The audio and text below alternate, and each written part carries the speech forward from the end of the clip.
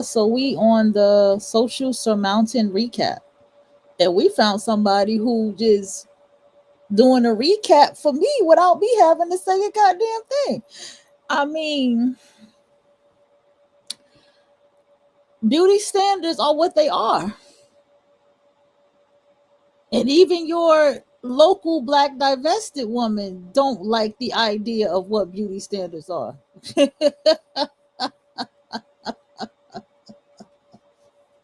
Even she doesn't like look maxing and hard maxing. She don't like that shit. She don't like none of that shit. Uh-huh. Because Miss Carmelita, we about to just go ahead and dig down up and hear what she got to say. And we're gonna get to the next video too. Come on, let's go. To teeth, the goal ultimately is to have straight, aligned white teeth, because white teeth, it's associated with youth and vitality. So your smile will make you look younger. Dental hygiene is like a roadmap of your discipline, and a lot of people don't brush twice a day, and it shows. I've heard a lot of girls say things like, oh, I love a man with a little crooked teeth. It just adds so much character to the face. But contrary to popular opinion, a crooked teeth, crooked mouth,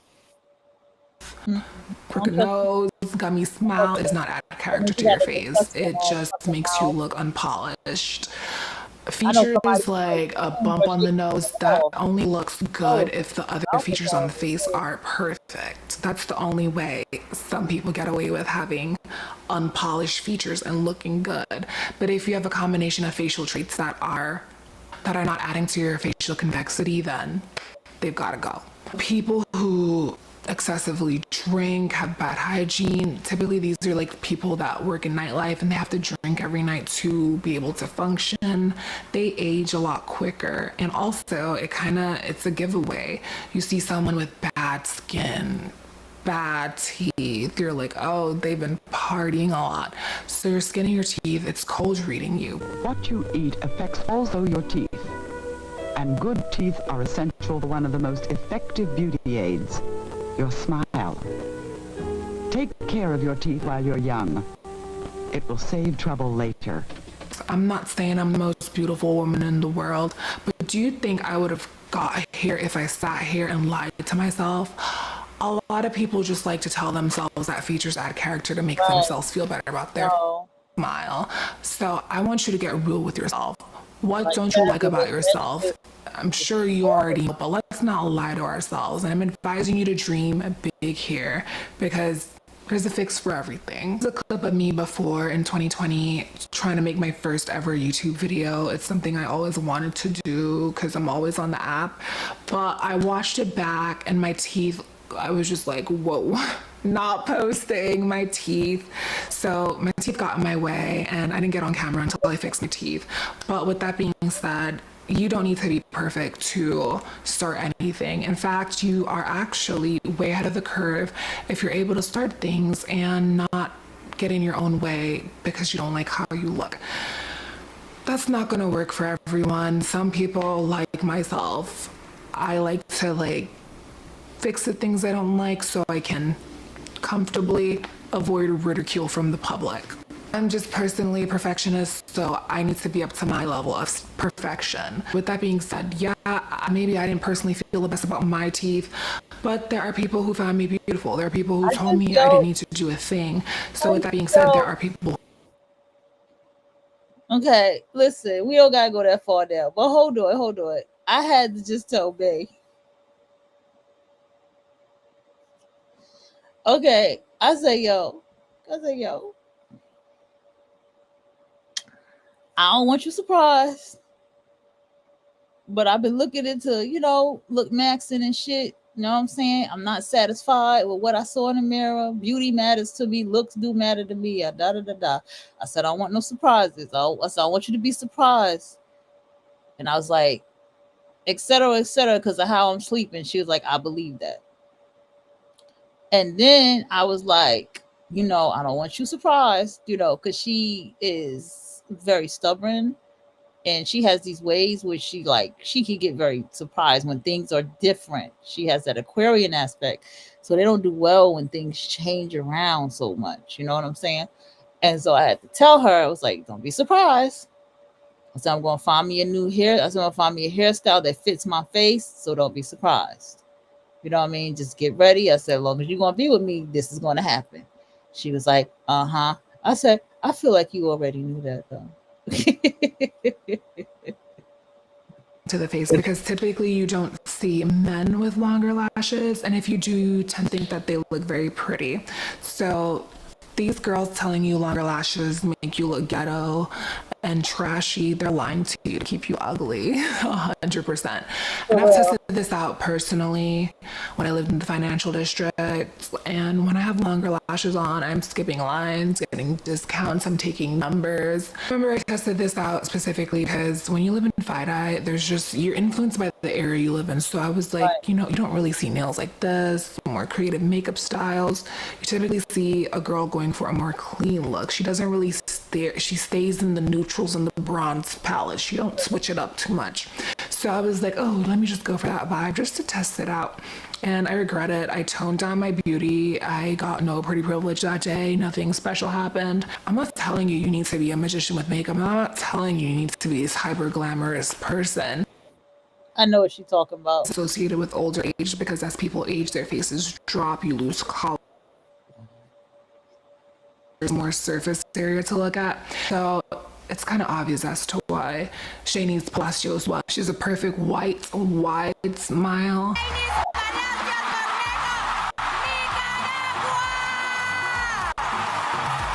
A dense hairline that's typically found on dolls, which is kind of uncommon. And then combine that with attitude and a walk and energy and a personality, it just takes it to the next level. Her eyes are big and long. She has perfectly spaced apart features. So a lot of people will feel some type of way about this black woman. Her name is Carmelita. So is she a mixed black woman? Is she like a black Caribbean, black Hispanic, like black Caribbean or something? Okay. And she's looking at this. She might be black Caribbean, like a Hispanic Caribbean, right? Okay. So you look at this woman, right? And she's like, these two women that she has mentioned. She mentioned the housewife lady.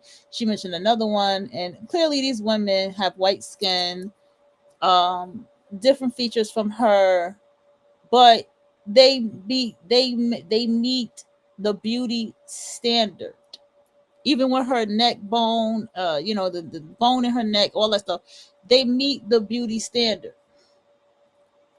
And so she is in the frequency of the beauty standard of these women. And see, the problem that I have in Negro culture is that they say, well, you can't look at that because you're not Nicaraguan. That's so strange. You're not Spanish. You're not this. You're not Asian. You're not white. They're gonna just probably say you're not white, right?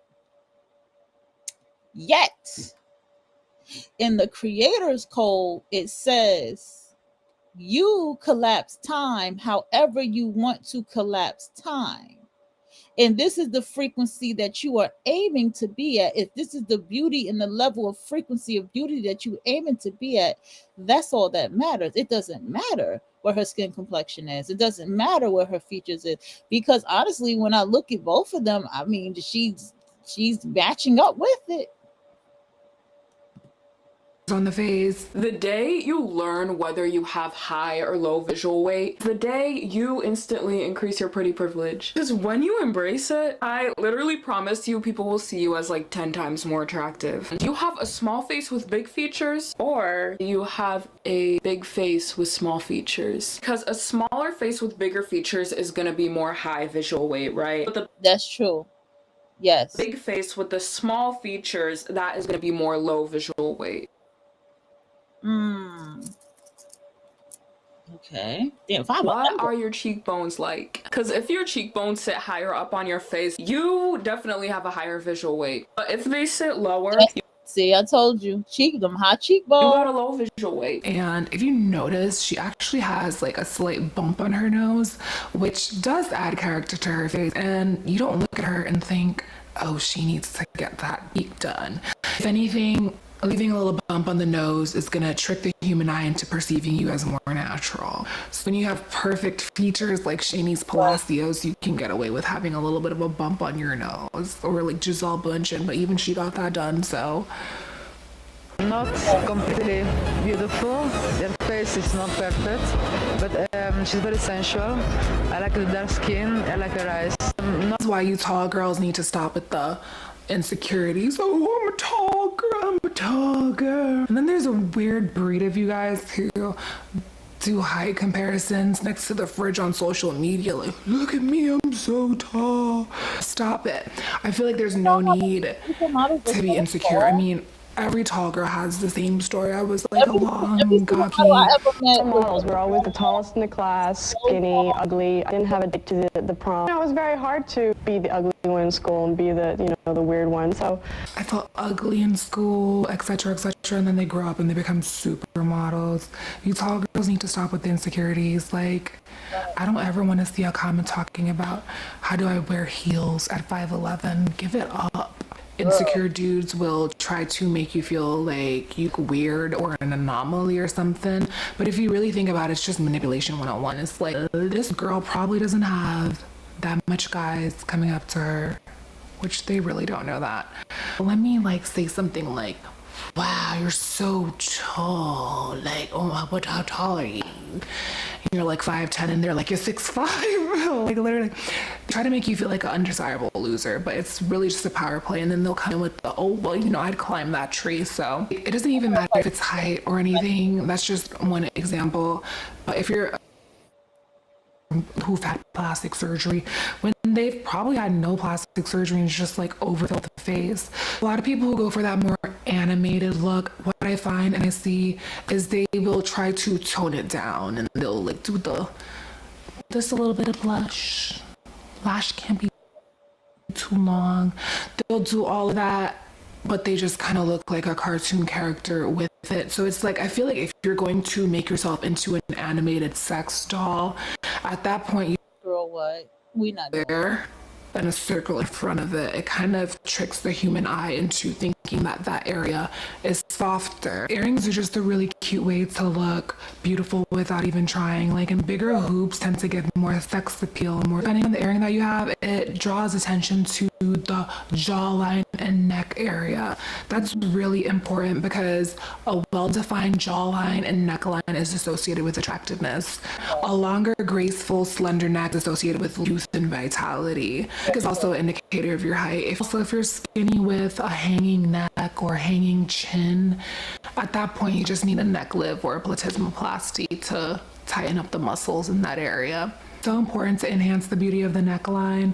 And how do we do this? With a beautiful necklace. Depending on where the pendant drops, it's going to create the illusion of a longer neckline. When I was fat, I never wanted to wear necklaces because I didn't have clavicles and I just felt like it looked silly. But now, I love a necklace. Part of being magnetic is incorporating. Are you recognizing the pattern of us who be like, when I was fat, or I felt fat. I mean, I never used those words, but I kept saying I'm big. 189 pounds is a lot. I felt fat. Didn't want to say it, but I felt fat. And the women who have that awareness to make the changes and transformation and go into look maxing, notice how much we lean into that frequency of look maxing. I like the term look maxing though. I like it. I don't like makeover. I like the word look maxing. Okay, let's see. Because I want to see this.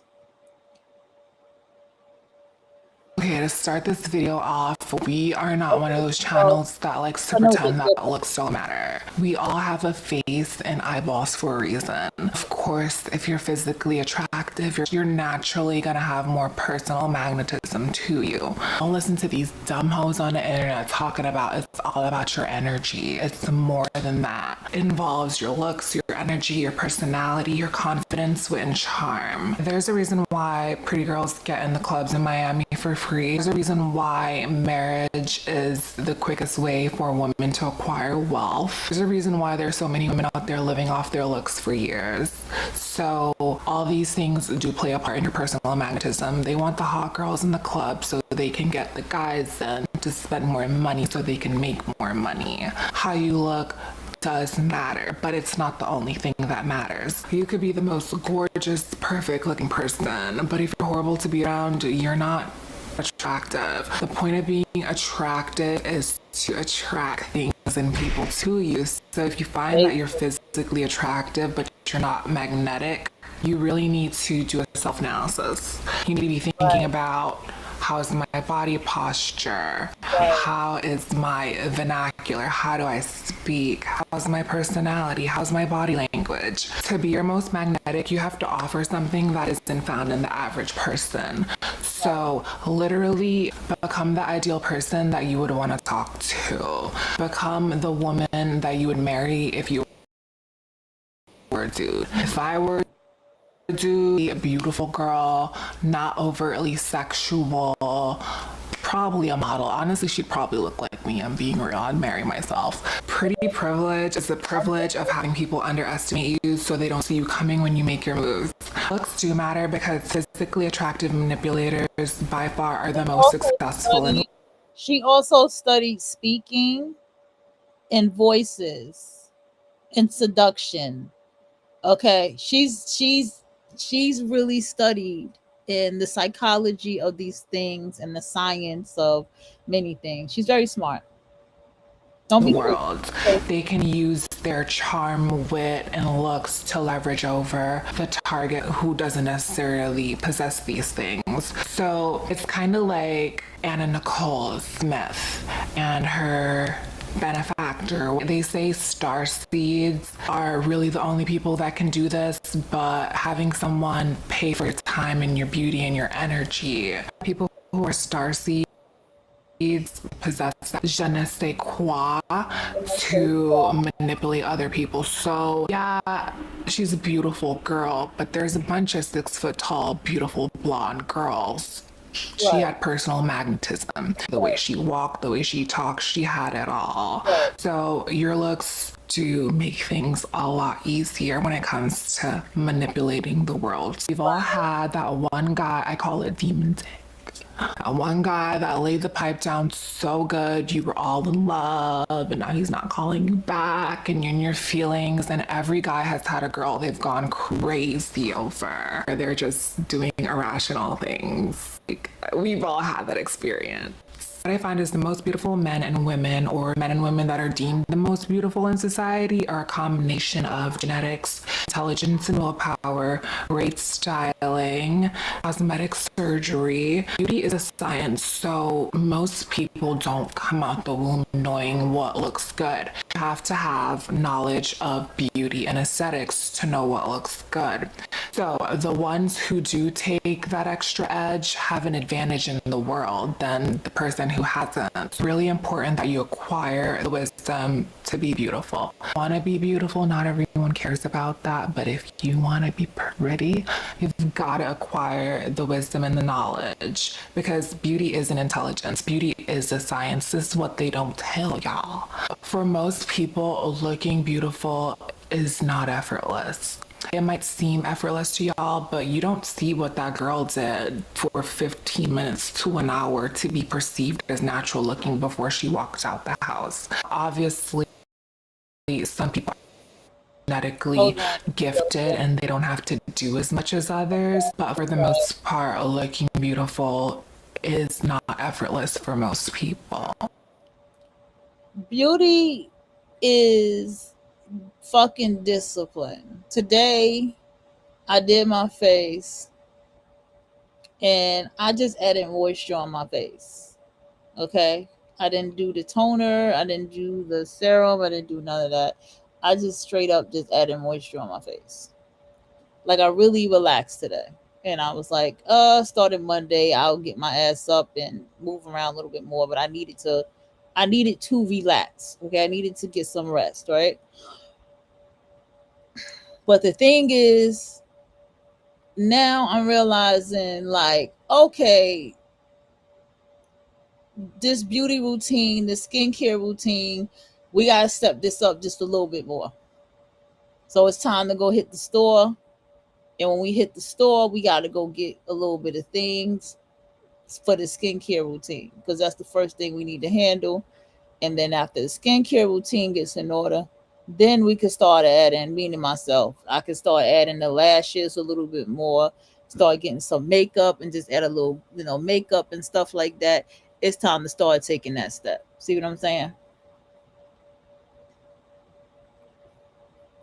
Goal is to learn perspective of yourself through objectivity. So Giselle knows that, and that they're just pretty things to look at. So of course she's leaning in fantasy. That's what I find. You lean into someone's fantasy, like they're more likely to like you. Okay. So we got that. I told you this is the seductive talk. This is what this is all about. 10 laws of power, all pretty girls. Why we glamorize pretty and sickly girls. Please stop. A woman's currency is her beauty. Letting yourself get rich with social skills. Kim Kardashian. Your level up guru. Okay. Let's look at this. Since we be talking about social surmounting, this is we're gonna come back to this. Get rich with social skills. Nothing beats a Jet2 holiday. And right now, you can save £50 per person. That's £200 off for a family. Okay, associations. The woman that will come out on top, let me say that again. The woman that will come out on top is the woman that can work a room. Yes. The woman that can sit on a table with a man, a woman, black, white, Spanish, Asian, straight, gay, trans, Christian, Muslim, Jewish, Buddhist.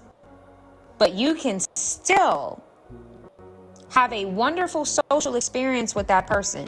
That woman is unstoppable. That man is unstoppable. The reason why I have Kim Kardashian here for Cash Out with social skills is, as much as the world dislikes this woman, you got to give her her flowers. This woman can work a room. She's a Libra, by the way. It doesn't matter where Kim Kardashian goes. She can work the room. She can work the room. She can get opportunities from the room. And she told can her make the necessary connections work for her, leverage them in order to get to the next level. That is a skill. And if it's your desire to be successful in the future, you're gonna have to learn how to walk into rooms alone, emphasis on alone, to build the connections that you need. A lot of women have this problem because women are always in groups, right? You only know how much skill a woman has when she's by herself. You know how confident a woman is when she's by herself. You know how brave a woman is when she's by herself. I'm always encouraging women to stand on your own 2 feet and not lose your individuality, so that you are able to navigate the world as a grown adult woman by yourself. Same thing applies to men, but men are not really in the whole group think thing. So they kind of can still stand, like, men don't go with each other to the bathroom. That's always an example I use. Men are not like, hey, you want to go to the bathroom with me? Men are not like that. They're just like, hey, I'm gonna use the bathroom, bro. All right, cool. Like, they're kind of, but women are very groupy. So when you're groupy like that, it's hard for you to be able to interact with people on your own when you don't have any buffers around you. So in order to gain opportunities, work the room, meet important people, especially if you're a woman that takes care of yourself, a man that takes care of yourself, if you have social skills, you're going to get ahead of everybody. If you're a vibe, okay, that's the modern term. If you're a vibe, you're going to get ahead, right? This woman, you know, earlier in the beginning, the intro, the pineapple, watch, she's going to probably lose her job and not understand why. You lost it probably because you're socially awkward, right? If you cannot master your social skills, you're gonna lose out on opportunities. Yes. Okay? There are people out there, ladies and gentlemen, who have what you need. Okay? They have the opportunity that you need. Okay? You have to learn how to talk to people. Yep, you do. Men and women. I always tell women, we'll talk about this in the social awkwardness math class September 14th. That's next Sunday at 7. Defeat social awkwardness. A lot of women are socially awkward. I see it when I'm in private meetings with other executives and there are women in the meeting. The things that they say that they're laughing at and nobody's laughing but them. The rudeness, right? Saying a joke that it's not actually funny, it's just rude. Right. Overstepping. Yes. Or being nosy. Right. I know exactly. There was a video of a woman that picked up a piece of pineapple and she went to her married coworker to try to put the pineapple in his mouth. She thought that was funny. No, you're being awkward, weird, and annoying. Right. There's nothing funny about that. And then when his wife comes to the parking lot and she's waiting outside for you to clock out, you're going to be like, why does his wife want to fight me? Why does his wife want to argue with me? Right. Why does his wife want to have a conversation with me? Right. Well, you tried to put a pineapple in her husband's mouth, but you thought that was funny. It wasn't funny. It was awkward, weird, annoying, invasive, and intrusive. It goes back to the women at that doctor's office that thought it would be funny to take photos of the bodily fluids that women left on the chair after they got. But again, this stuff is normal in the community of women. These awkward behaviors. Not all. Some women are top tier with their social skills. Some women, like women, that's why Kim K is the case study here. Some women know exactly how to work the room, how to work the environment, how to connect with people, how to build trust with people, how to build bonds, how to speak to people. So some women are very polished in the social area. That's not a problem, but some of them are not. And I'm trying to help you not lose any more opportunities. Taking photos of women's body fluids that are left on tables after a doctor's visit. Why would you think that that's funny? How is that funny? Explain to me how that's funny. How is that funny to you? I'm sorry, I missed that one. What happened? What's she been watching? What's she been watching? Social awkwardness has to be defeated or you're going to lose opportunities. Let's get into it. Didn't I tell y'all about... I had somebody send me an email and say... Okay. Didn't I tell y'all... This nigga Wow, Mel, oh my God. I love your content. Before we get to it, her name is Mel.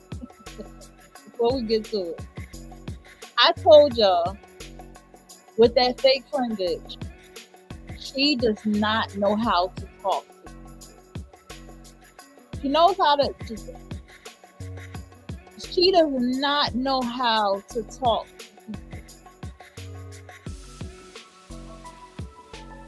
Okay? She does not. She makes everyone comfortable in the room. She makes everyone uncomfortable in space. She's always speaking her religious beliefs as if everybody else believes them. She talks about things and try to get you to join the conversation as if you are a part of her life and her lifestyle and what she's talking about. She's very inappropriate to how she talks to the men at work. Very sexual. This is the pick me at work.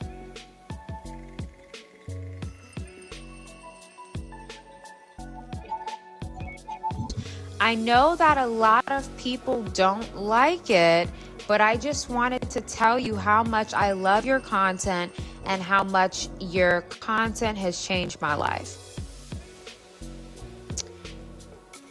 Now, again, what she said to me, many women think that that's normal. To mix in an insult with a compliment at the same time. Hold on, wait. But then when you What she say? Hold on. What that bitch say to her?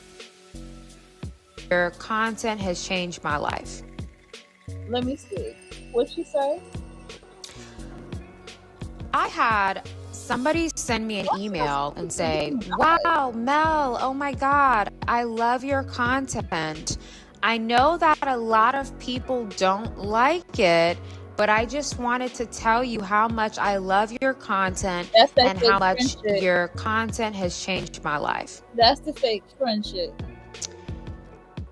Now, again, the part that she said that somebody what she said to me, I didn't catch that part. Many women think that that's normal. That's crazy. To mix in an insult with a compliment at the same time. I have to change the position of my mind. But then when you get rejected out of spaces, right? Or you get ghosted after the date, right? Absolutely. He ghosts you. Right. Or you get ghosted at work, right? Or you're the person where your man's friends say to not bring you around anymore at the barbecue, right? You're confused as to why. Social skills. Yes. Knowing how to talk to people, respect, etiquette, polish and poise. Knowing what's okay to say, what's not okay, what's appropriate, what's not appropriate. How to approach people in a manner that makes them feel calm and collective in your presence. As far as your interaction so that you can close the deal. Kim Kardashian is the subject of the study right now. I'm going to grab some points from her because I've been watching her for some time. Just on social media, I know she was on the Kai Cenat show, and it's not a surprise that Kim is the most successful out of the people that she's around because she has the best social skills. And everybody will tell you, everybody that works with Kim will tell you that it's always a pleasant experience because she does her homework on how to socialize with people in the correct manner to get the opportunity that she desires. But Kim Kardashian is a great example of somebody with social skills. Social skills will make you rich. Yes, they will. Okay. Rich in connections, rich in finances, rich in opportunities, rich in open doors. Two things can be true at the same time. When I say riches, I'm not just talking about money. I'm talking about connections and opportunity. Now, I already talked about how a lot of men and women are socially awkward. In my opinion, women are more socially awkward than men. Why are women usually more socially awkward than men? Because we're more it goes back to society. People rather just ghost women, not tell them anything, stop inviting them out, leave them out of things, leave them out of meetings at work, because you can't really tell women anything because they get angry about everything and they view constructive criticism as an attack and hate. So people just don't tell women anything. They just stop dealing with you, and you don't know why. They just stop dealing with you. And a lot of times it's a social skills problem. Yes. I went to the doctor's office the other day and I had to get my annual blood work done. And it was a lot of tubes. It was like 8 tubes. And the minute I saw the amount of tubes for the blood work, I immediately started feeling dizzy because just the thought of a needle going in my arm and all the blood being withdrawn, and that stuff makes me nauseous. Right. So when I saw all the tubes, I kind of took a deep breath. I started feeling nauseous, queasy. And I'm like, oh my God, that's a lot of tubes. Right. And the woman that was going to draw the blood for me, she's like, all right, you got to relax. And when she said that to me, I kind of paused for a second. And then after I paused, I didn't say anything, right? Because you guys got to be careful when it comes to medical places, hospitals, your food. People are crazy. So you don't know what they're going to do. So it's best to kind of just, again, emotional intelligence, September 21st. Right. I'm like, let me practice emotional intelligence right now. Act like I didn't hear her, act like I don't see her, and just not say anything. Okay. Because she's handling my... Right. But when she said, you got to relax, If it wasn't a blood work or a medical situation, I probably would have set her straight, because those kind of behaviors are okay for women who are children, right? Not knowing what's appropriate, what's not appropriate, what's respectful, I what's get not exactly respectful. what she's Those talking are for about, women. because we talk about this all the Not time. women. Those are for girls. Right. That you learn how to talk to people and what's respectful and what's not as a grade school woman or girl. When you see these behaviors on adult women, it's very scary and it's very alarming. Yes, it is. Because this is something that should not have to be addressed with you at your age. Yes. There's a lot of regression happening in society with men and women too.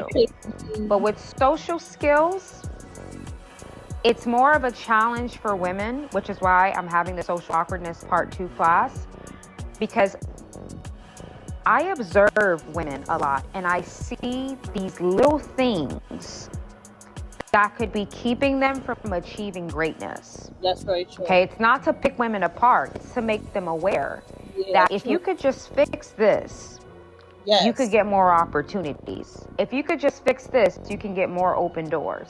If you could just fix this, more people will want to work with you. I appreciate women like this. I appreciate women like this. I do. Okay? And I'm going to tell you straight up why I appreciate women like this. Because I have been seeing it within myself. Right? I really have. I was like, who am I associating with at work? Right? And then I was looking at my life too, and I was just like, how do I show up in this leadership position? How do I show up in these spaces with other directors, actors, and such? How do I show up? Right? How do I remain professional? Keep my way. What are true leadership skills? Because we are still in the patriarchy. It is still, we could still utilize what is in the patriarchy, right? We can still utilize what makes a leader, what makes a true manager of things, what makes a true showrunner, right? Women like this are needed because they need to tell women, listen, a lot of us, I told you I have beauty trauma, right? A lot of us have been very abused, emotionally abused as well. A lot of women have been physically as well as emotionally abused. And so it has caused, unfortunately, for those women, a major regression in their life that they do not see is happening or that has happened. And she's using the same words that I have said. And this woman sounds like a Italian or something, right? Like she definitely doesn't sound like a Black woman, but you can tell she does deal with people of multiple cultures and been in multiple spaces. This woman has been around. I can hear that in her. From just this is my first time ever even hearing about the level up guru. Okay. And so yeah, social awkwardness is very true about women. I mean, I know I wouldn't say I'm socially awkward. I just don't be wanting to talk to people. I just don't care to talk to people. I don't talk back. I don't say hello, good morning. I just don't. You know what I'm saying? So it's a matter of now I'm learning, how do I show up? How do I enter a room? You know what I'm saying? How do I look? All of these type of things are starting to hit me. Now, let me just touch on something about, since we're doing the social surmounting recap. This is part 2, but it doesn't say that. But the social surmounting recap, right? Notice what she said. The woman email said, I know a lot of people don't like you, but I like you when you inspire me. Everything she said after, I know a lot of people don't like you, it sounds like she's saying I don't like you. It's so many times that I've experienced this very immature way, not realizing how immature that these black women around me were, and women, other women, period, with just people, period, but just because we're talking about women here, was just so goddamn immature. I just realized that that old friend that I had was so goddamn immature. She regressed. She had a whole arrested development while saying, I'm grown, I'm grown. And it's like, are you grown? She had no way of communicating in the room. She would blurt out things, and everybody would just look at her, and she'll be like, everybody just looked at me when I said that. And I'm like, yeah, I'm sure they did. It was a lot of things that was a sign of mental regression that it took me back to catch on to it. And I didn't realize how immature I was being right along with the person. And see, this is what I'm saying. Like, this is about elevation, and this is why you have to learn these things. Like, what is truly you? How are you going to level up you on this journey as your creator code? What are the looks? What is the style? What your perfumes, your colognes, whatever? How are you going to step? How are you going to step you up moving forward?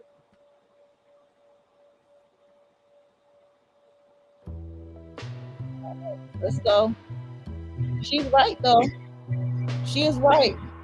I chose Kim Kardashian for this video on social skills, get rich with social skills, is because Kim Kardashian has mastered the art of social skills. And because she's mastered the art of social skills, she gets a lot of opportunities. Now, I don't want to hear from hating women in the comment section. Oh, she has an ex tape. Oh, she did this with this guy. Oh, she's a witch. Like I always say, there's no solidarity amongst women. So anytime a woman is being praised for a quality that she has that is positive, women can't take that because they rather bash. I know Kim K's not perfect. I don't know her personally, but she has something that we can all learn from. And that's the fact that Kim Kardashian has superior social skills. Right. She is able to relate with anyone. Black culture, white culture, Armenian culture, right? Makeup line, yes. Her siblings, clothing line, sportswear line, TV shows, American Horror Story, reality TV, music. Kim Kardashian, you can literally place her anywhere. You sure can. She's very multifaceted. You can place her everywhere. She has dual personality, dual abilities. Any place you put her, she will most likely thrive. Host, if you want her to host something, she can do that. If you want her to open up a business, she can do that. If you want her to be a fitness influencer, she can do that. If you want her to, be a host on a major black talk show, she can do that. She has superb social skills. Yes, superb. Therefore, she can be used any. You know what? I did not think about this, but Kim Kardashian is an incredible businesswoman. Yes, she is. Anywhere. Now, I'm going to do a quick comparison. Social skills are necessary to be successful. Okay? Yes, they are. I'm going to do a quick comparison about the power of social skills.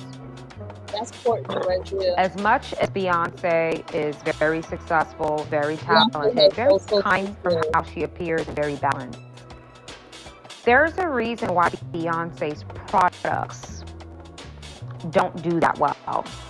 That's true. You'll notice when Beyonce goes on tour, it does well. When she sings, it does well.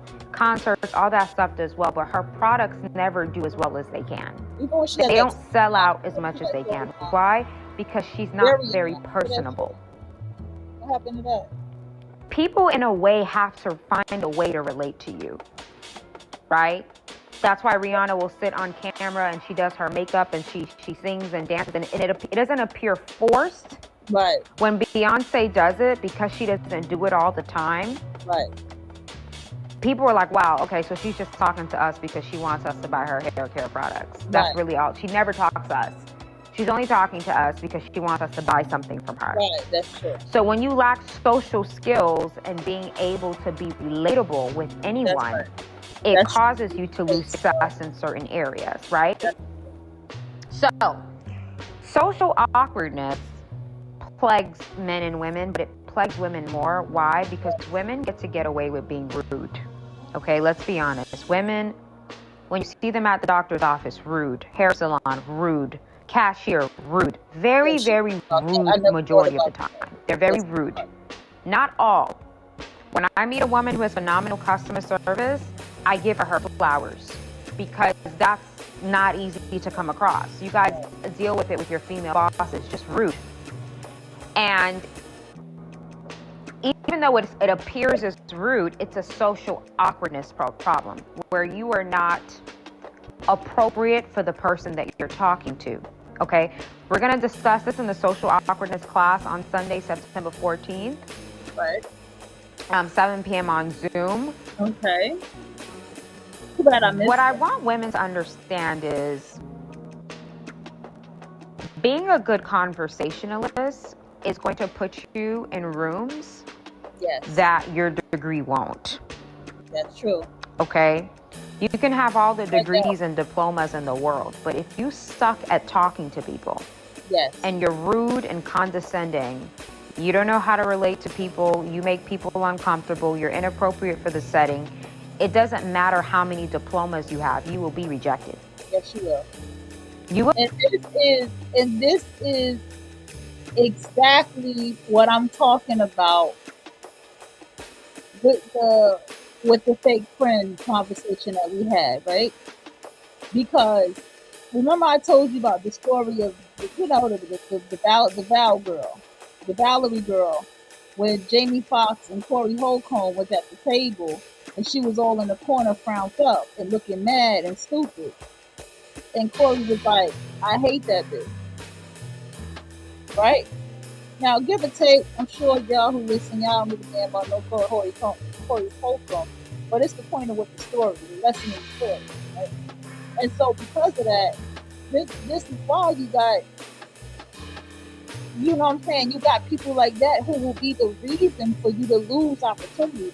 Remember that dream I talked about all the time that I was like, with these people who was on my team, with this white lady, you know, something like this woman here, like if I was to describe her voice and stuff, like this woman here and another woman, and she was like, this one was like my main manager or whatever. She had a big part in my company.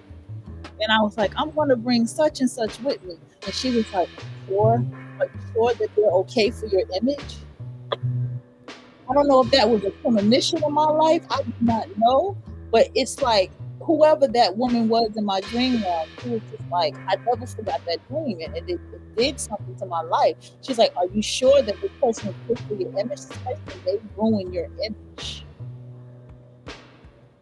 And I was like, oh shit, that was the dream. There was other stuff too, but that was the main thing that stood out to me in that dream. Like, no, you will not go nowhere with this person. This person does not. These people, they're not even a person. They're not good for your image. So even as a woman, and you do your glow up journey, and your level up, and your quantum leaping journey, you know what I'm saying, your creator's code journey, you're gonna have to build all of these things. I'm not gonna be able to make it if I don't email. You know what I'm saying? If I don't email and pitch and practice and know how to communicate in the room, I'm not going to make it if I don't know how to send out proper emails with proper grammar and all this stuff. I'm not going to make it. I have to set myself up 100%, 1,000%. I got to level all the way up. And so these are all the things that's going to take the work that you're going to have to put in, the frequency you're going to have to lean into in order to get to the success that you need to get to in your life. Because you want success. Say it out loud. You really want success. In order to get it, these type of skills are going to need to be known. or had. You're gonna gotta know how to do it. And a lot of people are socially awkward. I've been through too many situations where I was like talking today, and I was like, "Oh, it's in Arabic it's in Arabic letters, and I like this, you know." And look, it's 3 different flavors, and I was excited about the text. And I said to the guy behind the register, I said, "How much are these?" He said, "They're $7. It's a rating." And I'm like, huh? You don't correct how I talk. It's about Arabic. But I didn't get into that. But this is the kind of social awkwardness with people. I was at Starbucks and I got a falafel, and I see, that's the one thing I can't stand. I asked one fucking question. I said,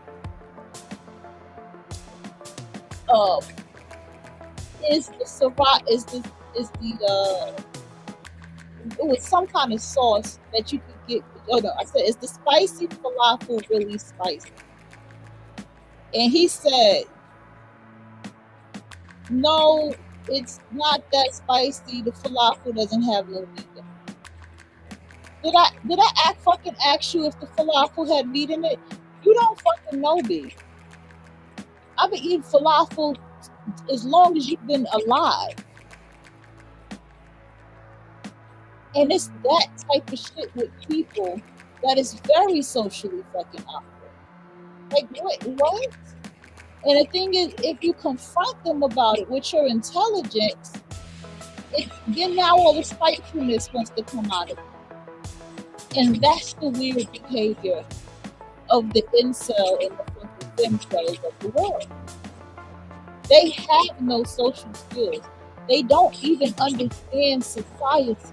They don't even understand how they don't touch grass. They don't really know what life is.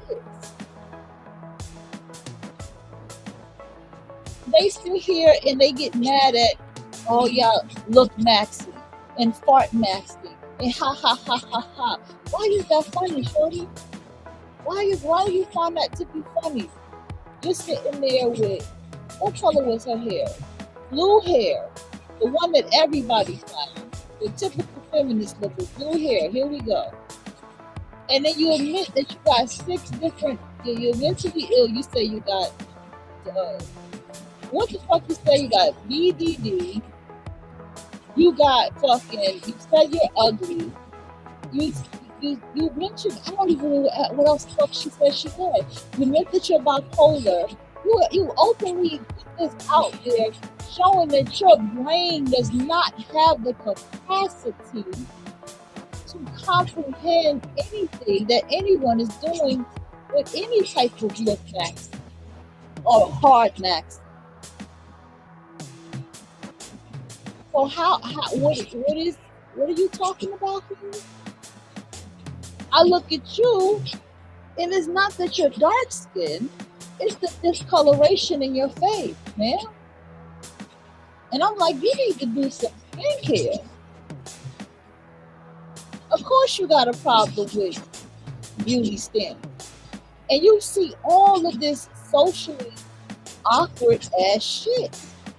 And this is what I'm telling you, this is that fake friendship. This is what we all experience with the fake friend. This is what we experience with the pick-me that wants to come around you and she really don't like you, but she trying to be your friend. And I'm starting to associate motherfuckers who walk around here manipulating all day is a low-level brain motherfucker. I'm starting to associate that level of that behavior with not being that intelligent. Especially people who need to manipulate all day. And that's another thing that's socially awkward about, this fast fake thing. Like, she was just talking this whispery, manipulative voice all fucking day. Like, what is wrong with you, bitch? Something's wrong with you. This is the kind of rich people do. But these are the same people that they break out and have strokes. The same people that end up having diabetes and all these fucked up sicknesses and illnesses. This is why I keep telling you, I don't fucking feel sorry for people. This shit is coming down to a level of intelligence.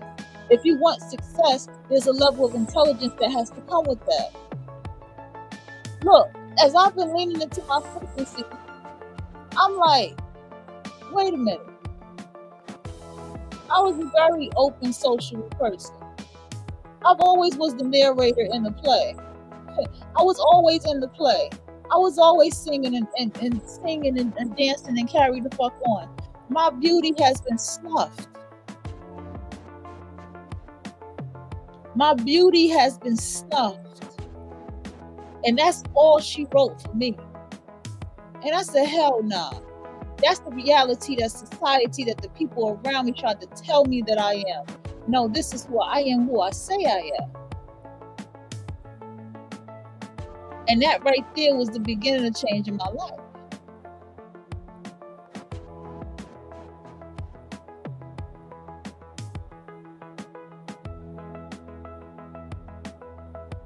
Will. And you're not gonna know why. So that woman that told me, girl, you need to relax. First of all, don't girl me, right? Because I'm a patient, I'm not your friend. So don't girl me in a professional setting.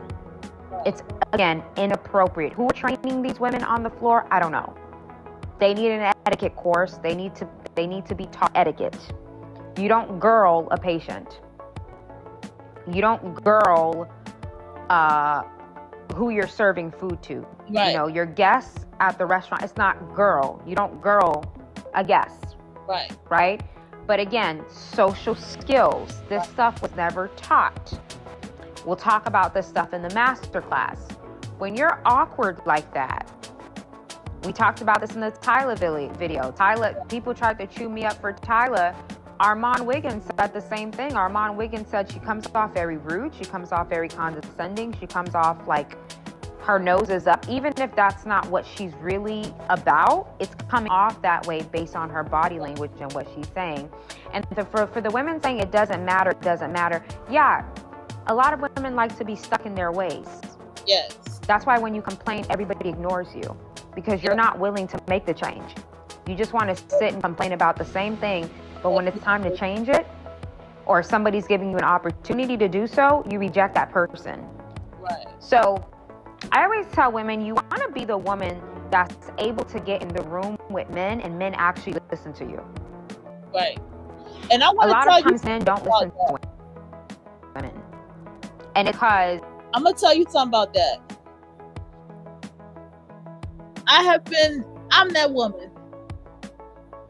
I'm that woman. I know how to walk into a space and be listened to in that space. And I've had a woman be very, very mad at the fact that I would get that kind of attention. Like, she would be very mad about that, very jealous about that. Because there's a certain way that the energy, the way you carry yourself, and the way that you speak when you walk into a space. Now, since I'm gonna be honest with you, that intellectual, very smart woman that I have displayed when I was up north, I've never got the opportunity to display her here. I don't really talk to anybody. A little bit rude. I'm not gonna hold. I am. I didn't really I don't talk to, and because of I can't deal with people's the social awkwardness and people's shadiness. Just be like, what the fuck? You know what I'm saying? That's why I can't deal with it. I can't deal with the underhanded shit. It's a lot of things that I see that I dislike, and it's making me really start changing the way I move and where I'm going.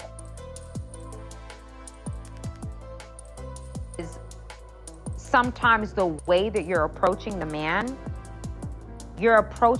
in a very childlike way. That's why you're getting ignored. I see this in corporate America all the time, where it'll be a group of men on a table as executives. and the woman is on the table and it's almost like she's not there. Because when she does talk, she's not talking, she's nagging. There's a difference between talking and nagging. When she's speaking, she's shouting. Nobody can hear you when you're yelling. Right. Right? But again, if you're approaching social situations like that, people are going to just tune you out. Nobody's going to hear what you're saying. My eloquence in the way that I speak has been perfected as well over time. I've always been an orator. I've always been good at speaking, but I've perfected it over time, which is why you guys can see that I don't have to make an hour-long video for the message to hit. I can make a video for 7 minutes, 5 minutes even, and you'll understand because I've learned the art of being clear and concise. I don't have to talk in circles for you to get my point. And I always tell women, when you learn social skills, social etiquette, and you're able to speak socially in an eloquent way, men will listen to you because they're not getting lost in what you're saying. By the time you start talking in circles, that man mentally, he's checked out. He doesn't hear what you're saying anymore. And if you're trying to thrive in these social spaces, if you're working in fields predominantly by men, if you're going to these social places, the upper scale places, you need to be able to know how to socialize with people in a manner where people actually want to talk to you. Kim Kardashian has perfected that. Yes. I've noticed that about her, that she'll walk into rooms and she knows everyone's name. She's learned about each and every person before she gets in the room. She's already done her homework. So when she gets in the room, she can know what to talk about. Yes. You can't be a multi-million-dollar businesswoman and have horrible social skills. No, you have to be able to know how to talk to someone. You have to be smooth. Michael Jackson, superb social skills. He was great in front of the camera, in front of everything. Yes, he knew how to speak to people. He was able to relate to anyone and everyone. He's a Virgo too. Okay, it's the same thing with Nicki Minaj. When people make fun of her, when she's on live with her fans, and people are like, oh my God, Nicki's so lame. All she does is go on Station Head and talk to her fans. Those are her fans. Right, she does talk to her fans. Okay, she needs to be able to connect with them. True. Okay, that's why whatever she puts out, it goes good because she forms a bond with her fans. That's where Beyonce failed. Beyonce failed. She's only connecting with people when she has a product that's coming out, and people feel used when you do that, right? So you have to socialize to a certain extent in order to reap the rewards of what you're trying to receive. Okay, I'll give you guys a good example of what I'm talking about. It relates to Kim Kardashian as well.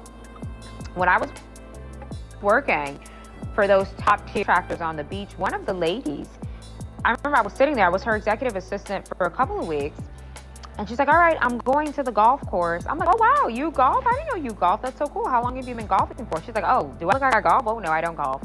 I'm like, oh, well, why are you going to a golf course? She's like, because that's where I meet my multi-million-dollar clients. I'm like, really? She's like, yeah, I just go and I kind of act like I'm golfing even though I'm not. And someone starts golfing next to me and I just strike up a conversation with them and we start talking and then we just build a connection. We exchange contacts and I have a multi-million-dollar client right there. She has social skills.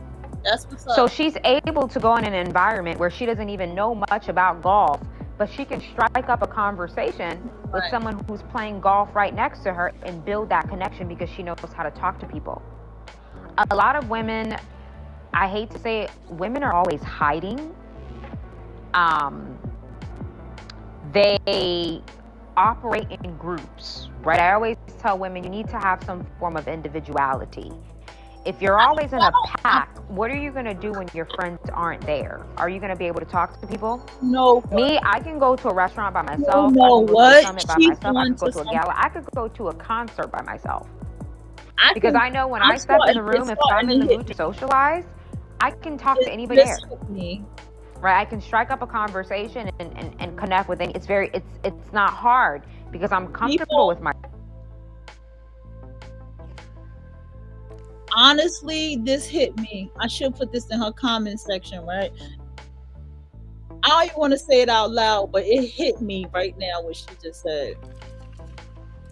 That made me want to get up and get my notebook and write that down to make note of that for myself. Yeah, that just, I'm not even gonna say it, but that part hit me because I'm like, yeah, I do be alone. I'm always alone. Then I thought about work and I was like, oh shit, yeah. Myself, and I know how to socialize. A lot of women struggle with the social awkwardness thing because, one, I've said this before, aside from this space and a few other spaces, society is never going to tell women what they need to do to be better because they don't care. Why do they not care? We're in a patriarchal society. Right. Men are running things. So as long as women are not getting in their way, they don't care to tell you, hey, you're awkward, hey, you're rude, hey, you make everybody feel uncomfortable, because most women are going to take offense to that anyways. So people are just going to let you drown. Like, they don't care to explain to you what you're doing wrong. And this is true. And notice the men, the one who had all girls, Tommy Sotomayor, I think Kevin Sanders had all girls too. The two men who had daughters got on the microphone and told women about themselves, and women lost their goddamn mind. So did you sick? You were average at best. Women lost their goddamn mind. And then you had women who were out there like, okay, when I was bashing the men, the women were all for it. But as soon as I started telling them about their damn selves, they had a problem. We got women, black divestors. They're dragging the mammy more than anything. They don't even talk to the men no more. They're dragging the fuck out of the mammy. They're not talking to her. And then there's women who, besides dragging the mammy, they're so against Shira 7. They're so against Look Maxing women. They're so against. There's like, you have to see the patriarchy does benefit from all of this. But women like her can have a clientele like me that appreciates women like her. She knows that, like, women who really want to be better in their lives will come to a woman like her and listen to what she has to say and listen to her criticism and won't take it no type of way. Because I know that it's coming from a very honest place. You see what I'm saying? And I'm just saying, bro, like, a lot of women, they can't be corrected. Let me tell you something about that last person, right? I could have sat down with her and I could have been like, yo, my nigga, you wildin'. And you need to be checked. Someone needs to check you about your behavior because this is what the fuck you out here doing. But of course I didn't want to do that. Because I just felt like I'm exhausted. I'm drained. And I got a life that I need to go live moving forward. And that's what I went to go do. And so this kind of shit happens where you have women who behave this way and the women around them just ghost them. It's like, man, I don't want to fuck with this bitch. Let me just get the fuck away from her. So much that nobody wants to tell them if it's a celebratory event going on. I'm not talking about just one person. That's the thing. This is not a one person thing. This is a multiple case thing that I have experienced this with, that I have seen even outside of myself. So you have to understand, women who have a problem with look maxing, beauty standard, women wanting to be skinny, they have a problem with women who are self-reflective. Did you see how all these women look? Did you catch how every single one of those women look? Like, did you really look at their faces? And the one who looked like a damn Rhinoceros Rex. Okay, what's his name? That little baby dinosaur. She looked just like that. I'm not trying to be funny. I'm being dead ass. That's what her facial symmetry was going in and being nasty And you could see the hate and anger in her eyes when she was talking about skinny people, when she was talking about skinny women. You could see the hate and anger deep in her eyes. Like, bitch, wait. How dare you?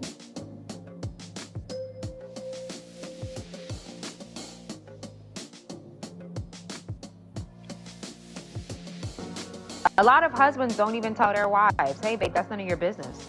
Some husbands know that what their wife is telling them is none of their wife's business. And some husband will tell the wife, babe, you got to mind your business. Some husbands will tell the wife that. But most will know that their wife is the problem and they don't want to say anything, even if they could, because they know their wife is going to lash out. So what I'm always encouraging women to do is to chill out, take a breather. Nobody's attacking you, right? I don't know you personally to be, so I don't have a reason to attack somebody that I don't know. But when you're listening to things like this, take it in, and take it in as an opportunity for you to do better. Okay? As a woman or man, even men, Kevin Samuels used to talk to men about this. This is funny that she mentioned this woman gets around.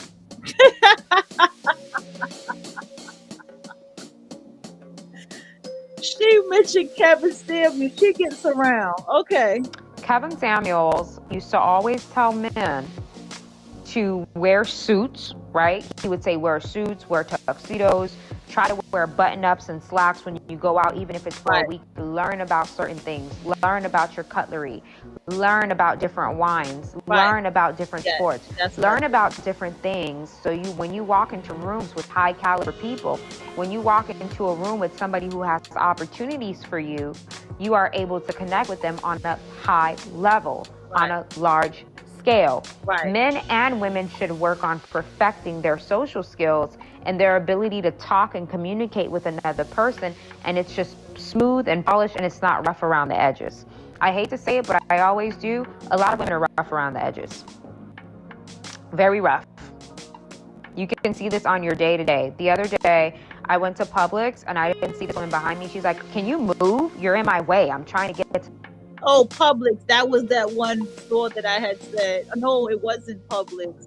It was like it was 3 stores that I said and I couldn't remember. I think Publix was one of them. The oranges. I should have said. And I'm like, oh, I'm sorry. Again, awkward and just weird, right? Get out my way. Are you socially awkward? If this is something that you are struggling. Okay, let's see this. Okay, we on to something, y'all. We don't found some good ass channels now.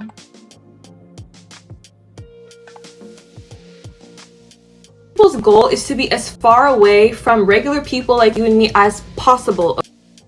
Don't want to be anywhere near you. So irritating just to do something so simple. And this is what I mean. Real wealth is avoiding the public. Real wealth is not having to deal with the public and their issues, right? People who are not getting paid enough and don't really care is really annoying. It really is. And I just wish that I could just... You are going to get a massive reality check when you are around leveled up people. Listen.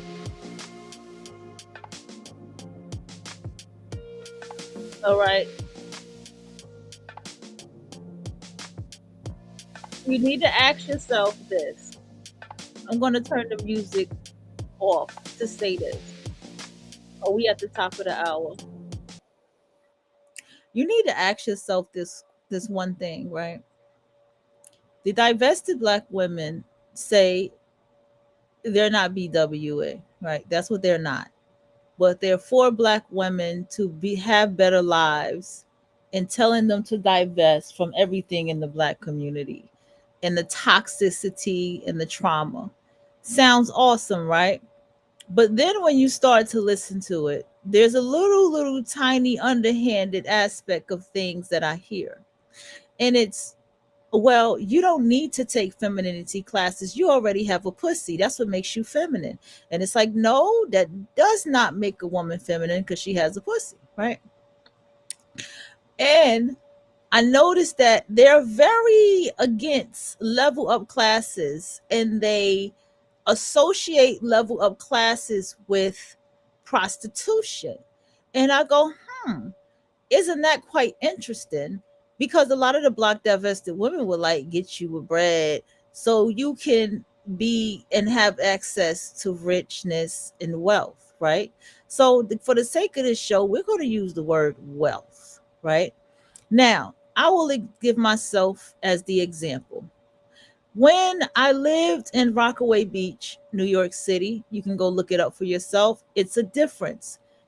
Technically, we're always called Far Rockaway, aka Far Rock, but technically, Rockaway Beach is a different beast. It's Far Rockaway, it's East Rockaway, it's Rockaway Beach, it's the Parkway, and then there's Beach Channel, right, which is going across the bridge.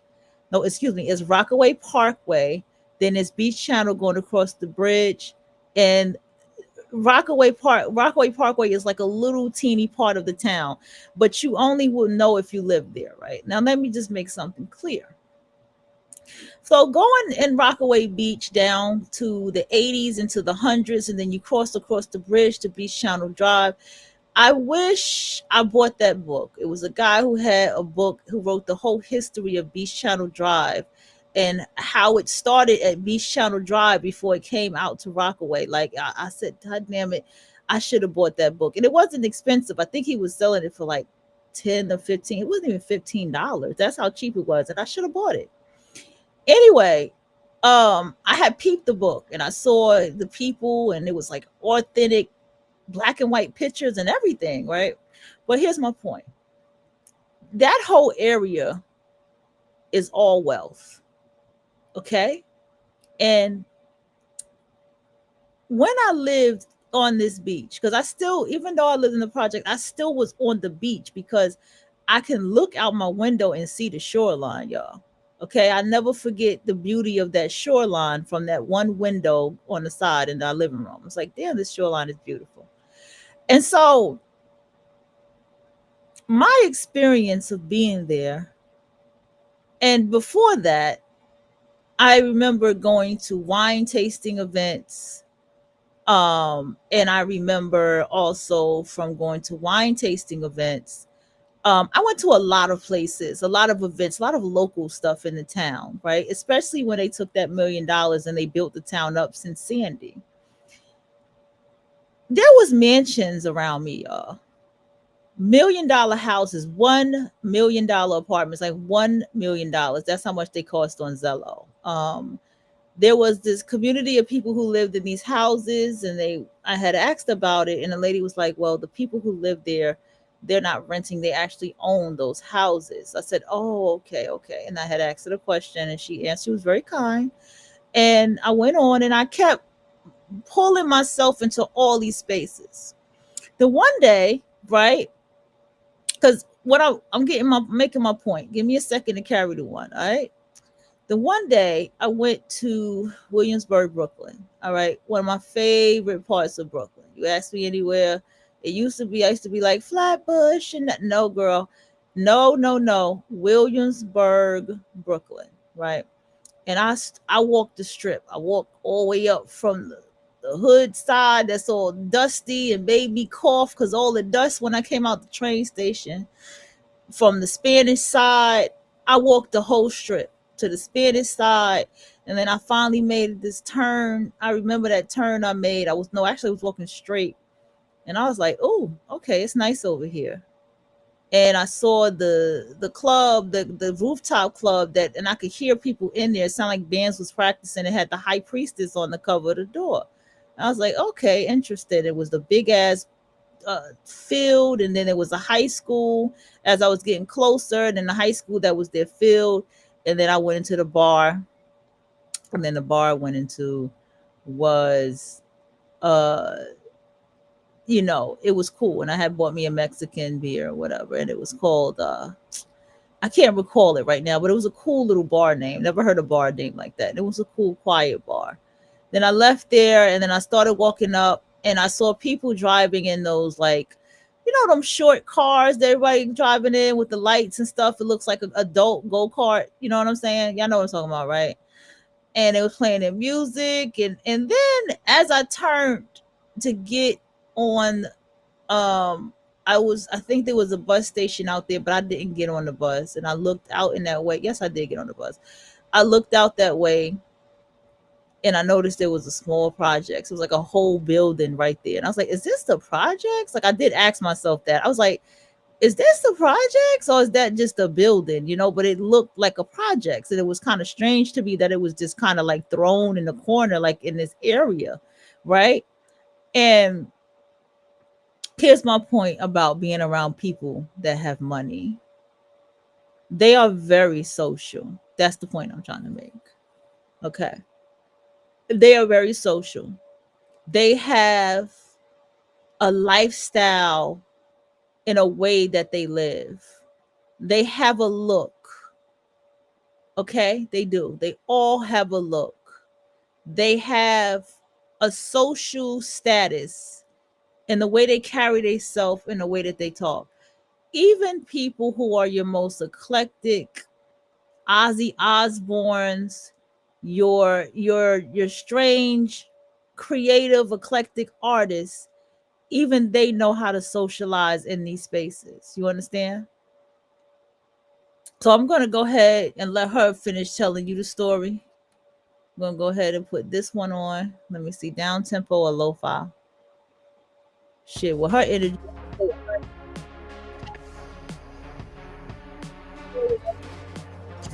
Miss Mel herself.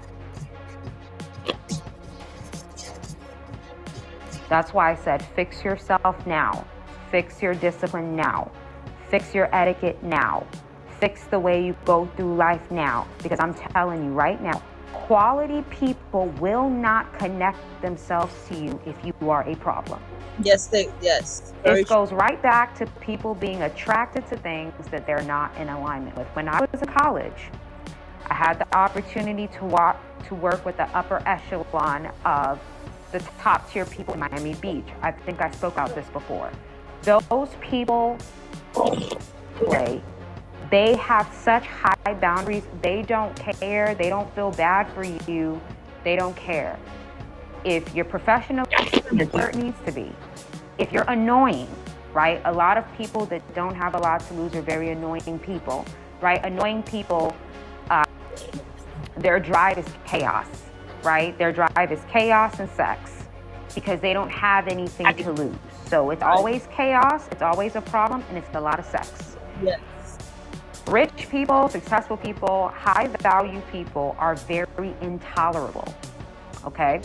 I always tell women about this. I say, women, that whole all women are the same, everybody's the same, you're gonna get a horrible reality check when you realize that when you're not up to par, people are not gonna deal with you, ma'am, and they're not gonna feel bad about it either.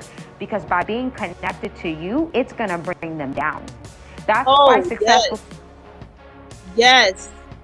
Did I not say that? Did I not tell you that the rude awakening that I got in the city was, if you talk a certain type of way, people will not talk back to you. People will not talk back to you.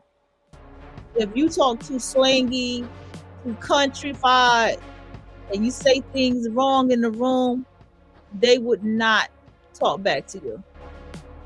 You understand me? I can't help it. I got to speak up. I had to say something. I like the shade. People hang out in successful areas. They bring their kids in successful schools. They only hang out in successful sides of town. They only go to the best gyms because the people that are not on their level are going to be annoying and do things to bring them down. Yes. Okay? Anytime you're on a table with people who are bringing you down, shading you, making you feel bad about yourself, you are around people who are not on your level. Yes. And this stuff is not just about money, okay? It's about energy. It's about aura. It's about vibration. It's also about looks, the way you carry yourself, presentation. It's not just about money. What Sierra is saying, make sure you guys follow her. What Sierra is saying, make sure you guys are also applying it to other categories. People who are super peaceful, we don't want to deal with people who have a bunch of problems. People who have worked on their peace, we don't want to deal with your demons, my dear. We don't want to deal with it. Bring your demons to the pastor and get it casted out. Don't bring it to me. I'm fucking dead. Women and their insecurities. Confident women don't want to deal with your jabs. Go to therapy, fix the problem. Nobody who takes their life seriously is going to deal with your insecurity problems. That's true. With men, it's the same thing. Whatever your issue is, go ahead and fix the issue. Because the more you don't work on yourself, the less quality of people that will be able to be available to you. Woo! Did I not say? Have I not said it 1,000,001 times? Have I not said it? Don't feel sorry for people. If this person is 500 pounds and they did not get their ass up and take the time to do something different with their life, you don't feel sorry for them. If this woman feels ugly when she looks in the mirror and she's not trying to do nothing about it, and even when she tried and you tried to help her, in the moment that her spouse did not acknowledge her beauty when she put on a new outfit, a new hair wig, and then she just stopped altogether, you don't feel sorry. You go the other way. You're not here to care about that shit. You're here to elevate. You sit here, you talk to a woman, hey, what you doing for your birthday? Oh, I think I'm going to go get my friend to come out with me. And you're just like looking at her like, well, damn, what do you like to do for yourself? While you sat there and you had a good time. You done bought yourself some, like me, I done bought myself some Japanese food for myself and shit, treated myself out, you know what I'm saying, chilling and shit. And later on, Bay came. Ray came like late at the night. She almost didn't come. She was like, it's kind of late. I said, nah, just come on. Let's just chill. Let's get some wine. Let's just kick it back. She's right. Nobody has time for none of this shit. And you're not supposed to. You're supposed to be like, look, I took the time to go to school. I took the time to read the books. I took the time to beautify, do my look masking. I took the time to make sure my skin looked good and asymmetry. You know, I invested into myself. Wait a fucking minute. I don't got time for this shit. I don't need to be associated with this shit. And that's just what it is. Okay, let's go ahead. Because she made me think about something when she said that shit. Because quality, high value people do not feel like connecting themselves with the general public because it's too draining. Monica, that's not a high value. They want to preserve their level up. That's right. They want to preserve what they're doing. I remember a couple of months ago, I caught up with an old friend. I'm like, all right, it's been a while. I haven't seen her in a couple of years. Who knows? Maybe things are different. Let's sit down. Let's give it a try. I'm pretty open. Right. I try to be open. I'm strict. I'm selective. You know, my vetting process for friendship is very vigorous. But I'll give it a try. Oh, I like when that. I sat with her, no change. Still male-centered. Still talking about this guy, this rapper, that rapper, this ball player, that ball player, still not doing nothing with her life. I'm like, a woman like this is going to bring me down. Right. She's not on my level. Goddamn. Our focus is not the same. Someone like this is going to take me off the right path. We went to a workout at the gym. This girl is so damn lazy that every time we're supposed to be, you know, hitting the workout, hitting the jump squats, she wants to lay on the bed and scroll down her phone and respond to DMs from men. You can't even get a workout in. I'm like, this is not my type of chick. She can't keep up with me. And I know she's going to bring me down because women are always projecting. So wherever they feel inadequate, they feel like you have it and they don't, they're going to attack you for that. It's a waste of time. Get rid of her. And that is how strict successful people. Are y'all listening? Because I'm not gonna hold you. I think the divestors are very negative people. I think that they're very toxic. I do. I think that they're very fucking toxic, and I think that they're very negative. And I don't know what kind of access to wealth that they have, for real. I mean, and then on top of that, they're homophobic. We know there's plenty of gay men in the wealthy world.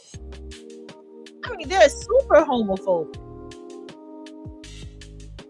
and very male centered. Let's go. People are. They're that strict, you guys. I have worked with successful people. They will fire you off the spot. They will fire you off rip. I think somebody said that Kim Kardashian literally fired her nanny because her nanny was 25 minutes late and didn't call her to let her know. Okay? So people who are successful, they are very strict with people because they're strict with themselves. That's right. You don't become successful operating like other people. You don't. And for the people who are going to say, well, I don't care about being successful. I don't care about having the best in life. I don't care about, being financially stable. I don't care about high value people. Okay, why are you on a level up channel if you don't care? Go watch those on people with a bib having a whole big bucket of seafood broil. That is what you should be focused on and watching on. Don't consume content that you can't resonate with or that you don't want to aspire to grow into. Right. So I really love that video by Rachel Sierra because it talks about the type of people that rich, successful people, they don't want to be near you, right? Now, for the regular population who have never been around hyper successful or hyper rich, accomplished people, it's a whole new world. It's a whole new world when you encounter those people. Right. You will meet those people and think to yourself, oh crap, I got to get my boundaries up. Yes. That's the first thing you're going to think of when you get around hyper successful people, because hyper successful people are so strict with who's connected to them. Yes. That's also another video that Rachel Sierra made. Hyper successful people, spiritual intelligence, and they know that energy is transferable. Remember, energy cannot be destroyed. It can only be transferred. So whatever energy is on somebody, you guys, whether it's a friend, a boyfriend, a colleague, whenever you are intertwining yourself with that person, whatever energy that is on them, it's automatically going to transfer to you. Okay? Yes, that's true.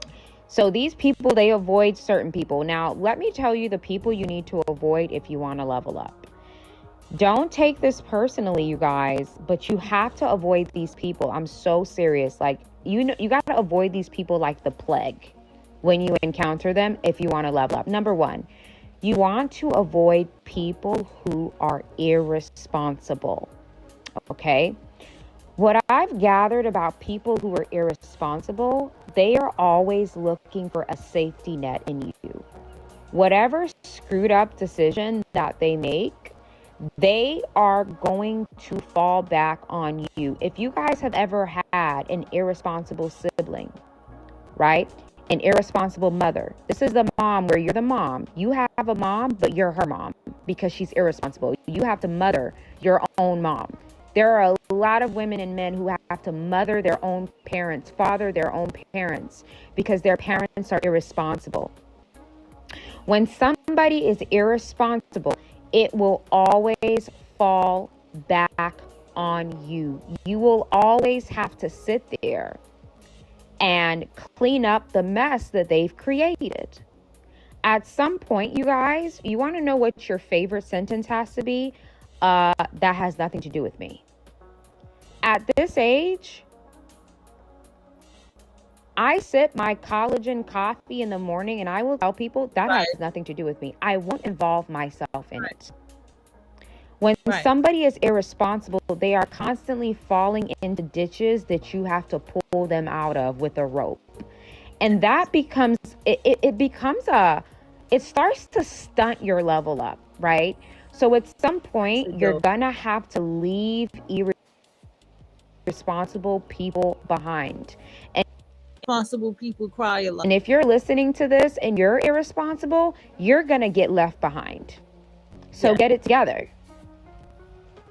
Number 2, the second type of people that you want to avoid to level up.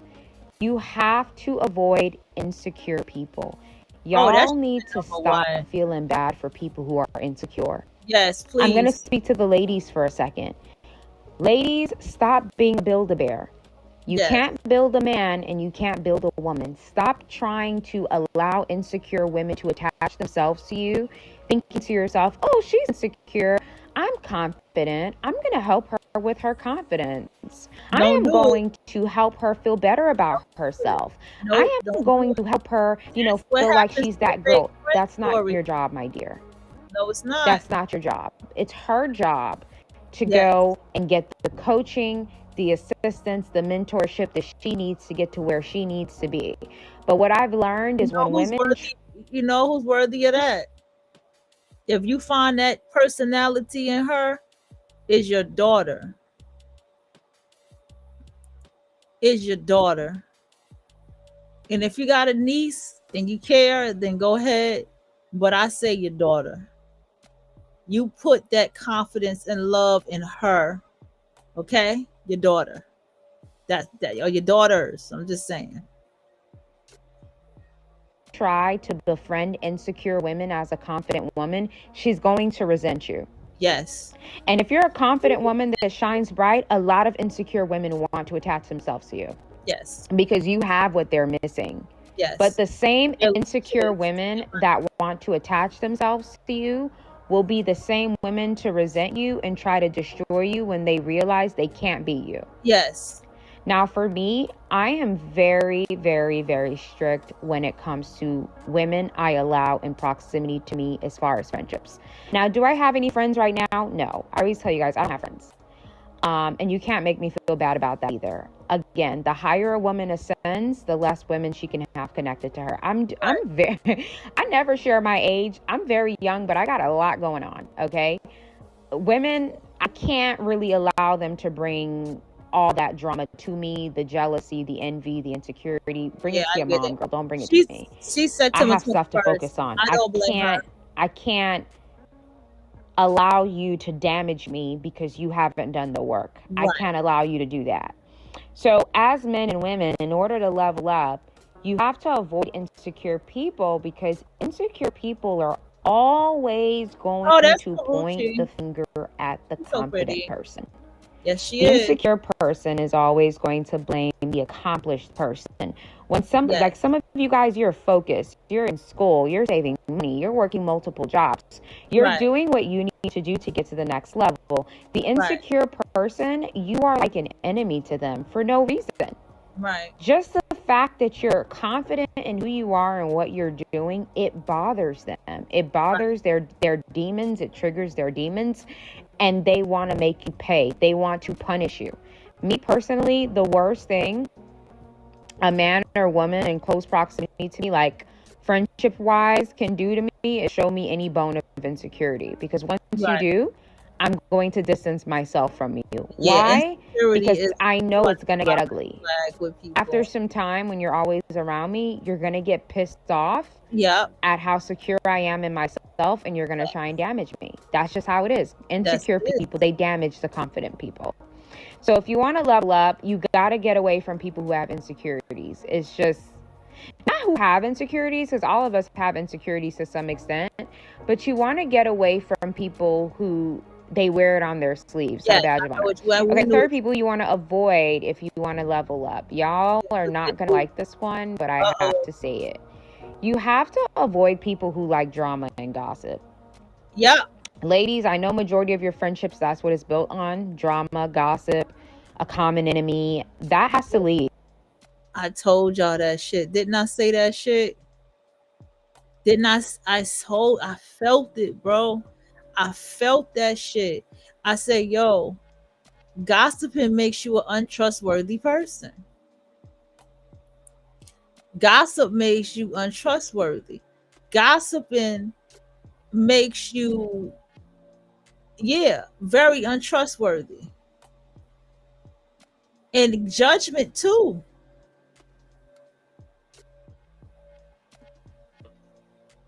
you know? Like, there was a time I was friends with somebody, Right. and I had to cut off the friendship I because love that she tells she was stories. it was always something, you guys. I'm telling you Girl, guys, we understand. Girl. every We 2 get it. weeks We get it it. was some massive deal with her, some Yeah. issue, drank too Love much, smoked her too much, lipstick fell is in the bushes, got too high, ended up breaking her ankle, the hell? got beat up by her Where boyfriend, she went from? to a strip club, lost her wallet, went Right. to a club, got in a fight. I just told her one day, I said, I can't be friends with you because it's too much drama and I don't want that in my life. So I'm gonna give up on this friendship. I'm We're gonna sorry. have I to wish you the best. You know, may God bless you and protect you, but this is not doing it for me. girl. And you know what? That's the beautiful thing about a woman who gets comfortable in her own skin. That's why I always tell men and women, don't be afraid to be alone, because once you get the peace from being alone, you know, you're gonna tell certain people, listen, you got too much going on with you. You gotta go. Like, you're not going to tolerate that because it messes up the vibe. It messes up the beautiful, peaceful atmosphere that you're Right. working so hard to create. Right. So I had to stop talking to her because she was full of drama. Honestly, a lot of women are full of drama. I'm just being honest. Women, it's a lot of drama with them because they don't want to take control of their lives. It's a lot of emotional labor. You know, I love when I meet a woman who's on her stuff, who's on her A game. Women who are on their A game never really have a lot of drama attached to them because they're so focused on building things and doing better in life. And the little drama that they do have, you actually like, all right, girl, like, let's figure this out. You want to help because you know that your girlfriend is responsible. And if something happens to her, she really got blindsided. In the past, I've had certain friends that were so responsible. Like the first step that I told you guys, avoiding irresponsible people. Right. I've had friends that were super responsible, super on top of things. So when drama would happen to them, I would drive over to their house and we would like order food and sit and talk and try to get to the bottom of it, because I know that she's a responsible person. Drama doesn't follow her. She tries her best to make the right decisions. So if something happens to her, it's because she really got blindsided, right? But there are some men and women where they're always in some bullshit. Excuse my Right. language. It's always something with them. Yes, it is. People like that are usually also very narcissistic. Narcissists love drama and they create drama. The drama that's in the narc's life is something that they created, because That's true. narcissists thrive on chaos. I'm When gonna you tell meet a woman who's always in drama, when I go online, I am starting to realize in my life, I've been referred to as a narc. But no, I'm starting to realize that the bitches around me were very narcissistic. It wasn't me. It really wasn't me that was narcissistic. It was them. And I even realized the relationships in my life, all of it, narcissism. And I'm starting to even feel a lot of these black divestors are narcissistic too. I really am. and I see certain content creators that are always in drama, I know they're all female narcissists, because they like the negative attention. Negative attention is still attention for them. Yes. Pay attention to women who start imaginary beef. All attention is good intention. Some of them will purposefully leak their nude photos. Yes. Because all attention is good attention. So people who are always in drama, you guys, are usually narcissistic because they have an attraction to chaos and misfortune. You want to avoid people like that if you want to level up, okay? The next group of people, or the next actions you want to avoid if you want to level up. This is a big one. This is a big one. You got to avoid people who don't respect mental health. Yes. Okay. As somebody who's come from a narcissistic family, no, you have to. Here's what I have to say about that. You guys may be thinking, okay, Mel, what are you talking about? People who encourage you to stay connected to your abusers. People who tell you, oh, well, that's still your mom. Oh, well, that's still your dad. Oh, that's still your Okay. I see family. what you're Oh, like. you guys have Yes. been friends for years. Yeah. You know, I saw this on Basketball Wives when they kept encouraging Jen to be friends with Evelyn. No, Evelyn's a bully. No. Why are you guys saw this girl get dragged and attacked by this woman every season. Why would you encourage Jennifer to make amends and befriend Evelyn? Why would you encourage that connection? Why would you encourage her to fix a friendship with a friend who's always bullying her? Why would you encourage that? Damn. People who respect mental health are always going to encourage you to stay away from negative people and negative situations. People who respect and honor mental health will tell you, you know what? You got to put boundaries in place with your narcissistic mom. You got to put boundaries in place with your narcissistic dad. You got to cut off that friend. She's jealous of you. Get away from that man. He's toxic. You want to be connected to people who respect and honor peace, tranquility in this life. I tell people all the time, if you tell me and you're encouraging me to connect with my abusers, I'm going to cut your dumb ass off too. I'm going to block you too, because how dare you? You don't care about me, because if you did, you would never be encouraging me to stay connected to my abusers. And the fact that you're trying to do that, you're a liability. I'm going to get rid of you. Oh yeah. I have blocked so many people, you guys. The amount of family members I blocked, not because they did anything to me, but because they were encouraging me to give people who abused me a second chance. I said, you know what? I'm going to call you right back. Yeah. Huh? Oh, give me a second, okay? I'm going to call you right back. Boom, decline, blocked. Like how and then they're like, what happened to Mel? She said she was going to call me back, and that was 5 years ago. I would never call you back because you don't... You don't respect mental health. The hell I'm calling you for? Right. You have to stay away from people who don't honor the mind. Okay. Yes. The next people to avoid when leveling up, you've got to avoid people who don't respect money. Yes. This is the friend that's always like, oh yeah, can I borrow this? I'll pay you back.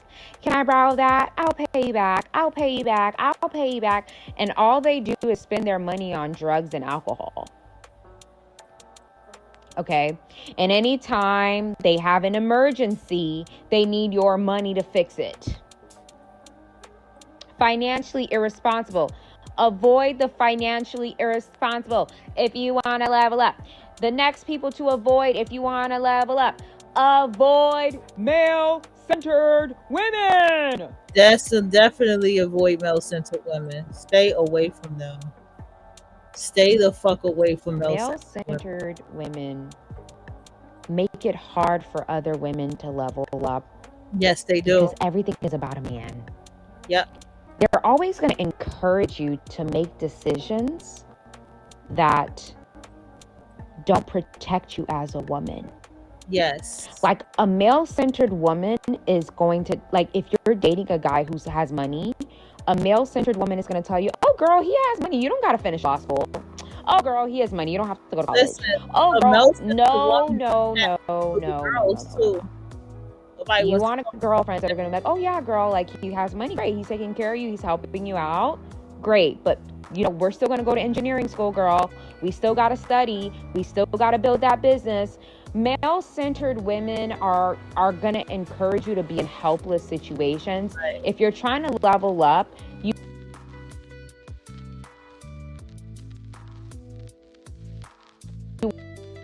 want to avoid people who are male-centered. And this applies to men. Avoid men who are female-centered. Meaning men who are encouraging you to only be focused on women and not be focused on getting a job and a job that pays well. You guys remember those guys in high school and college who were like really bummy, but they were very smooth with the ladies and they were always hyper focused on collecting as many women as possible. And then the nerdy boy who was focused on his science studies and studying, you know, engineering and stuff was like they would make fun of him, but 10 years down the line he's the one that's balling out and they're the one that's like still on the corner catcalling women.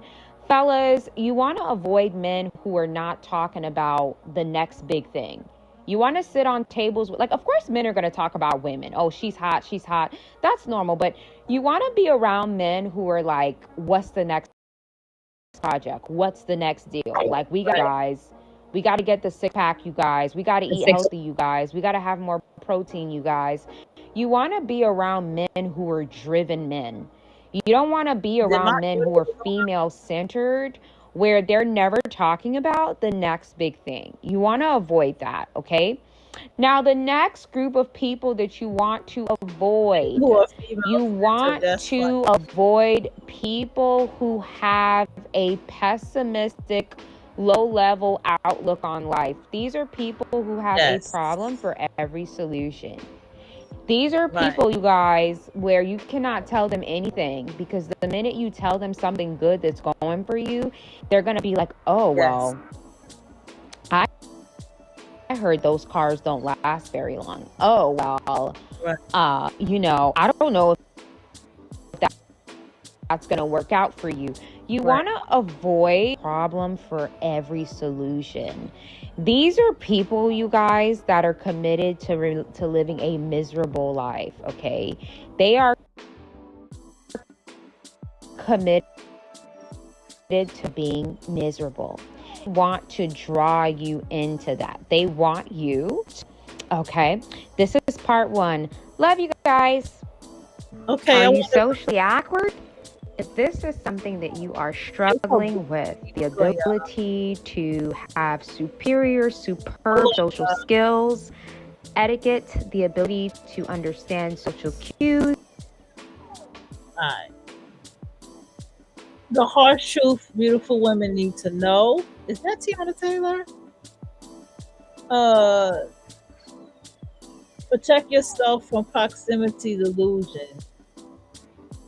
Okay. Proximity delusion. Have your truth. What was that girl's name from TikTok? Her name is Sierra, right? Let me find her real quick. I want to find this girl. Nothing beats a Jet2 holiday. And right now, you...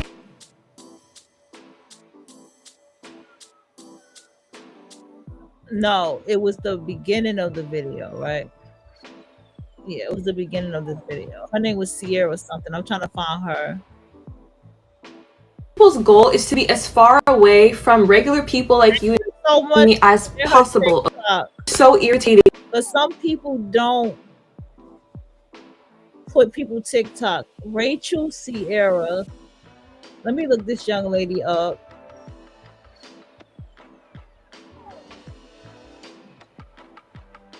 Oh shit. Hold on, y'all. What the fuck going on, bro?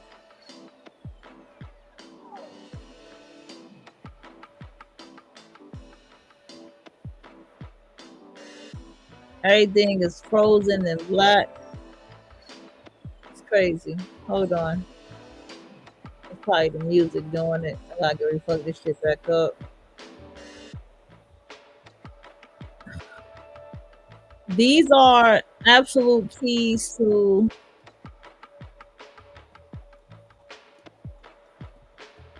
social surmounting. I'm going to refresh myself because I don't know if you guys can hear me.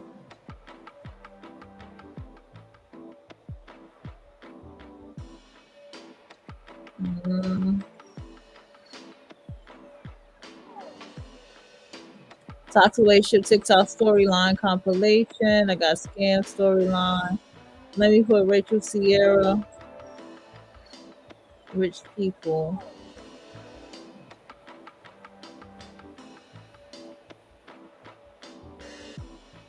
Wealthy people don't want to network with you. Being yourself is delaying your success.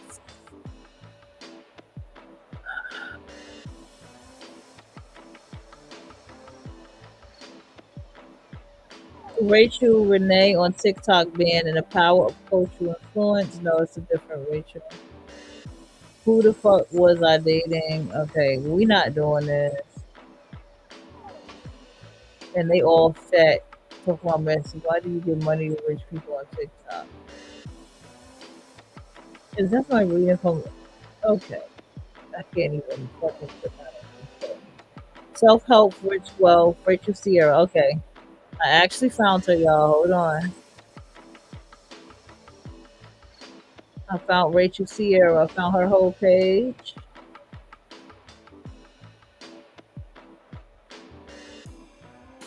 Okay.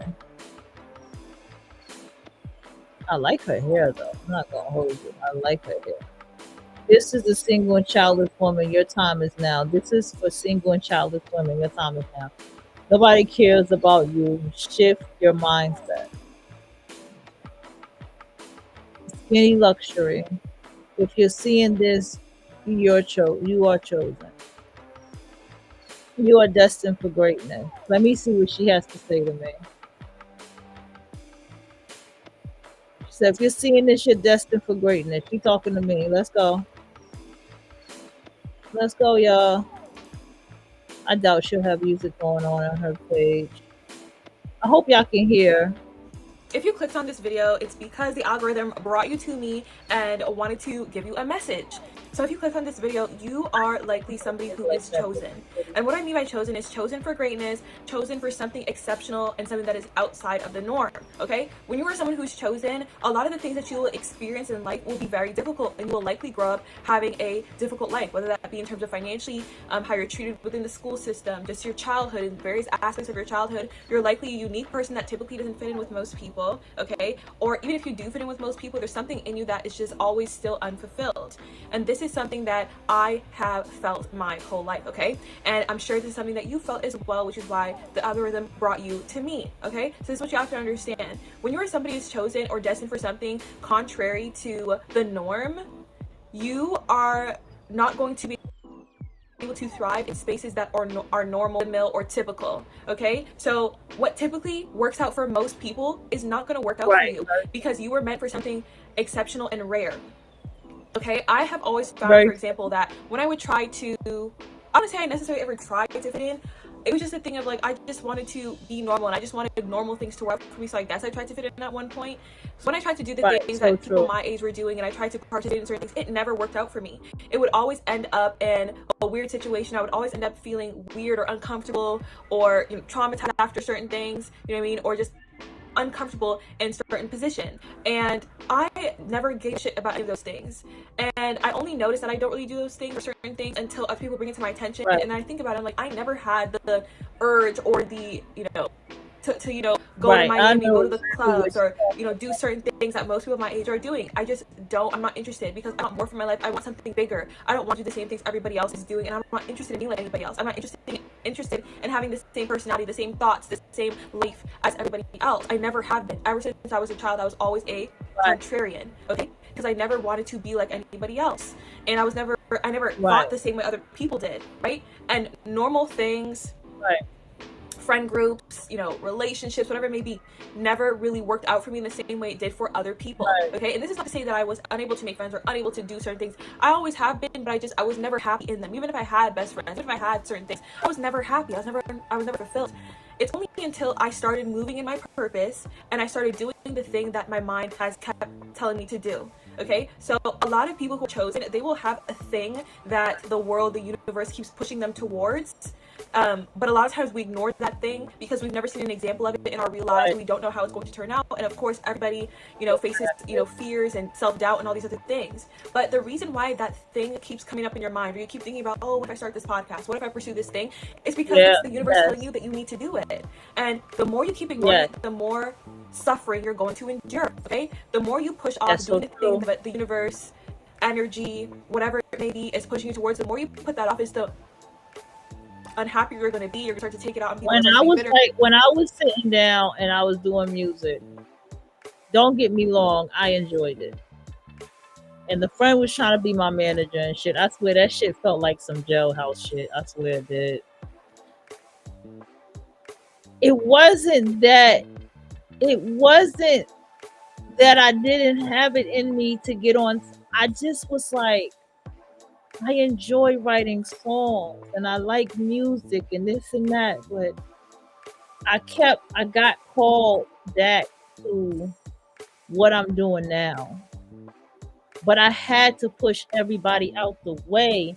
Like I had to push everything out the way to get to it. It was like, yo, I just keep crossing paths with these dumbass bitches. These stupid dumbass bitches. And I was like, I gotta be more wise about how I do this shit. You feel me? And so she right about that. You will keep being called back to yourself. And be pointing fingers when really the fingers being pointed is to be pointed back at you. Okay, you are destined for greatness. You are destined for something unique. And a lot of people are afraid to pursue this thing because they're afraid of what other people will say. How will people perceive me? Will people see me as, unreliable or a loser or a weirdo for posting myself online or for, starting a fitness business, whatever it is that you're called to do? Will people find it weird? People will find it weird. People will not understand where you're coming from. When you hate going to work, when you hate clocking in, when you hate all these things, people are not going to understand that and just think that you're ungrateful and entitled. But what a lot of people don't understand is when you're an artist or when you're chosen or when you're meant for a certain thing and you don't do that thing, it's literally painful to not do that thing. Going to work is not just going to work. Of course, everyone doesn't like work, but work is painful. Work is, something that going out on the weekends can't balance out. A lot of people like to say like, oh, like if you hate your job or whatever, at least make the most of your weekends and all the things. And that's not enough for people like us, for people who are chosen, for people who are different from most people, for people who are interested in taking the path less traveled by. Okay, it's going to be difficult for you. It's going to be hard. And a lot of people just will think of this as, life just doesn't like me, and people. Right. She's the one who said rich people don't want to be around y'all.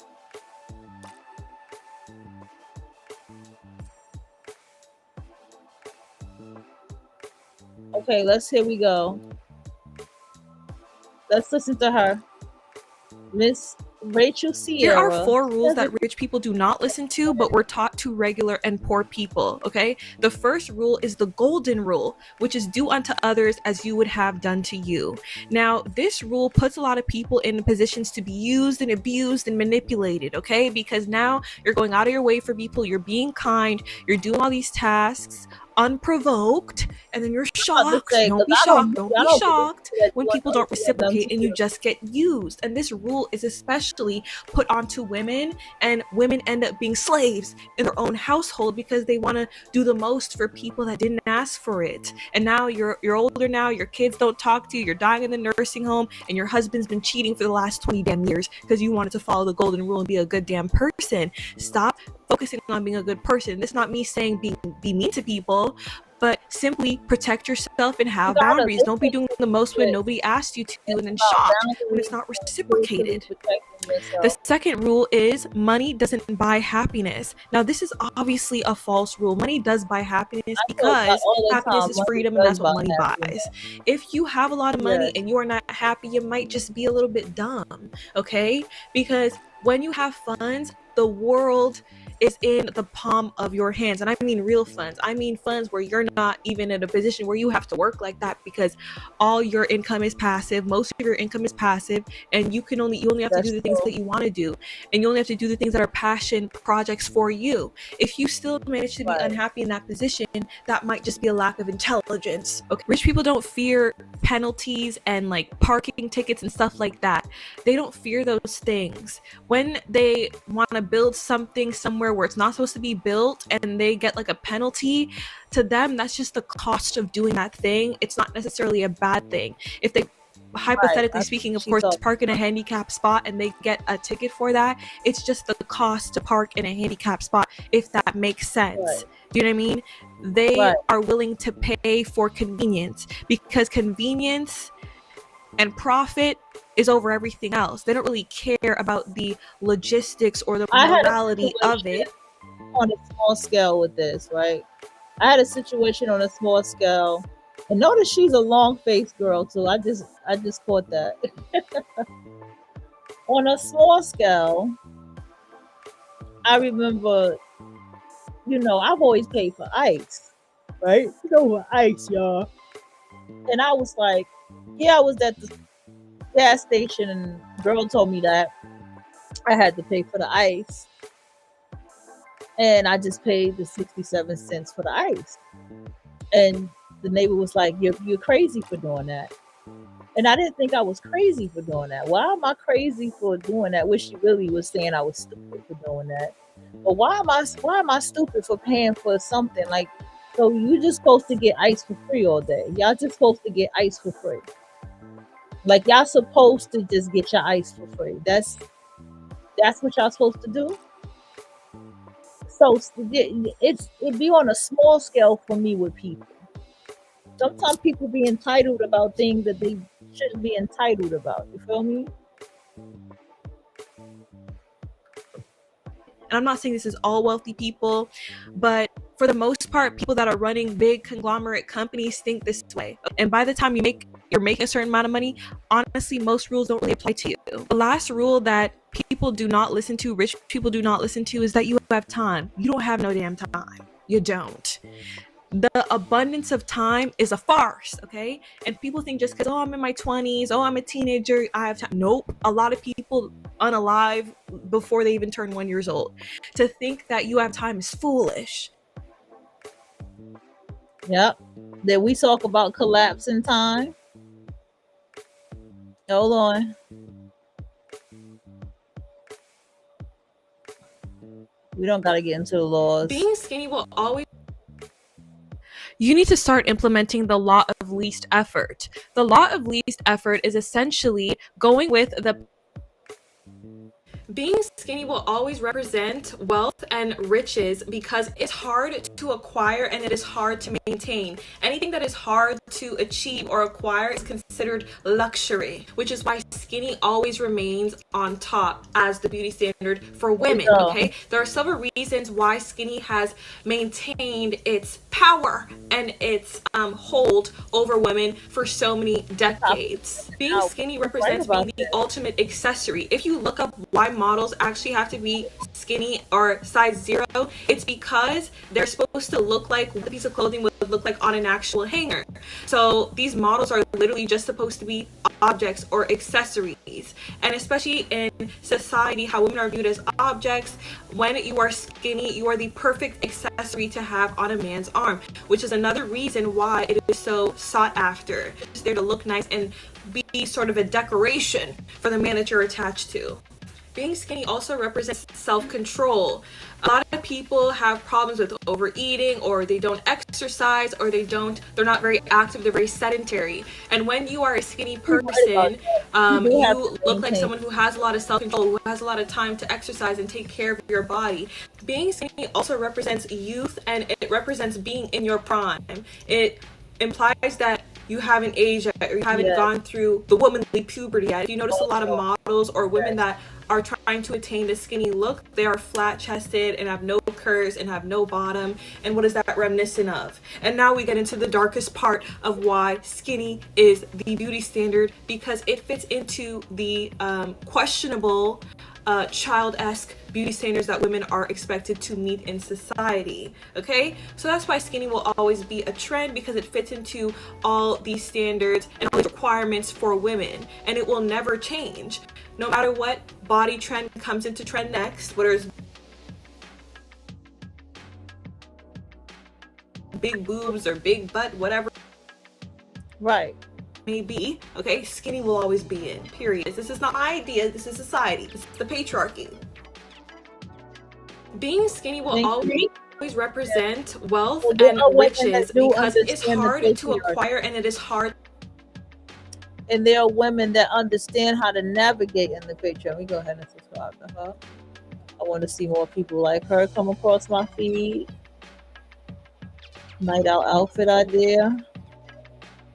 Girly outfit inspo, floral edition, dating, hypergamy.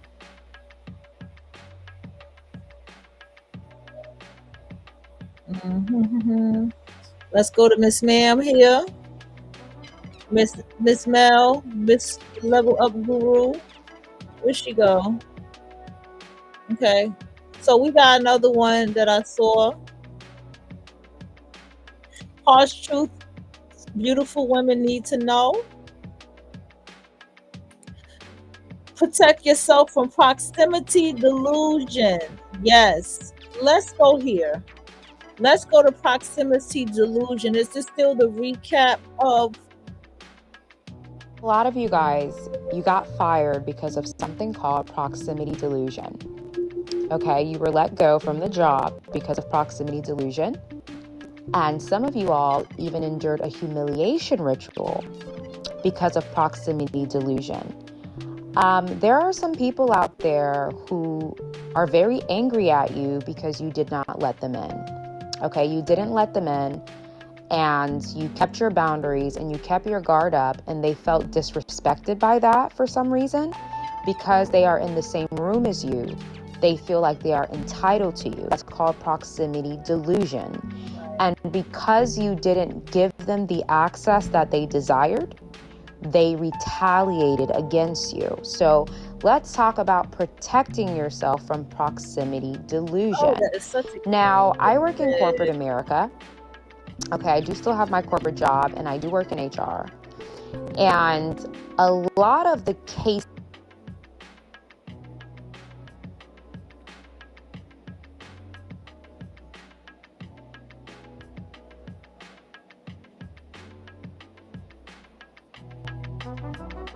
What's going on?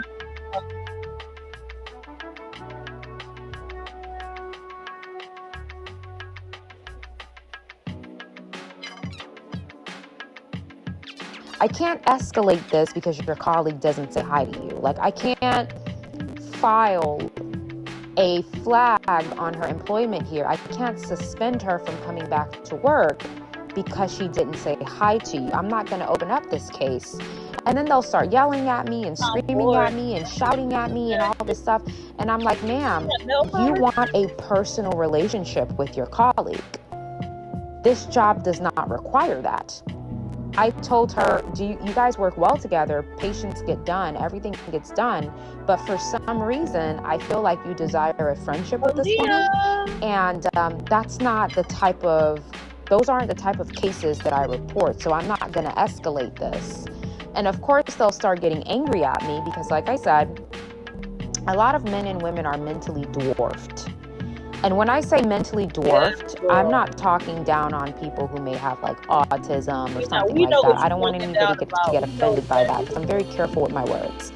When I say mentally dwarfed, I'm talking about people who are adult men and adult women, but they are 13-year-old 8th graders in their mind, where they go into the world mentally dwarfed. So all of their decisions and reactions are very childlike in nature, mental dwarfism. So you're coming to report something to me, you want me to escalate a complaint about somebody not saying hi to you. I can't do that. You know, that's ridiculous. So we'll talk about this also in the Corporate Spartan Masterclass. I'm going to give you guys some secrets. Right. Me working in HR for all these years, I'm going to give you guys the inside secrets that you guys may not know, just to help you survive in corporate. I know you guys have to pay your bills. You have to survive. If you're a beautiful woman in corporate, you're going to get it 10 times worse than everybody else, by the way. If you're a handsome man, you're going to get it 15 times worse than everybody else, by the way. So this class will definitely help balance you and give you the tools, tips, and tricks that you need to know when. A coworker told me there's a main big boss guy at the job that ended up firing her husband. And the first thing I said was, you know, whatever her husband named, because he don't like men. He ain't attracted to men, right? And I said that because this particular boss wanted her husband to kiss his ass. And he just wasn't doing it. You know what I'm saying? And that got him fired. He's right about that shit. When to file a complaint, how to file a complaint, and when to escalate things and get a lawyer, okay? Some people think that because they're in the same environment as you, they are entitled to you, okay? This is very popular in workplace settings because people think that because you work together, they think that you are supposed to be besties with them. Yes. Or they think that you're supposed to date them or whatever. There are people that you wouldn't even do a double take at You know, even if you saw them in the Publix parking lot, it's like they're invisible.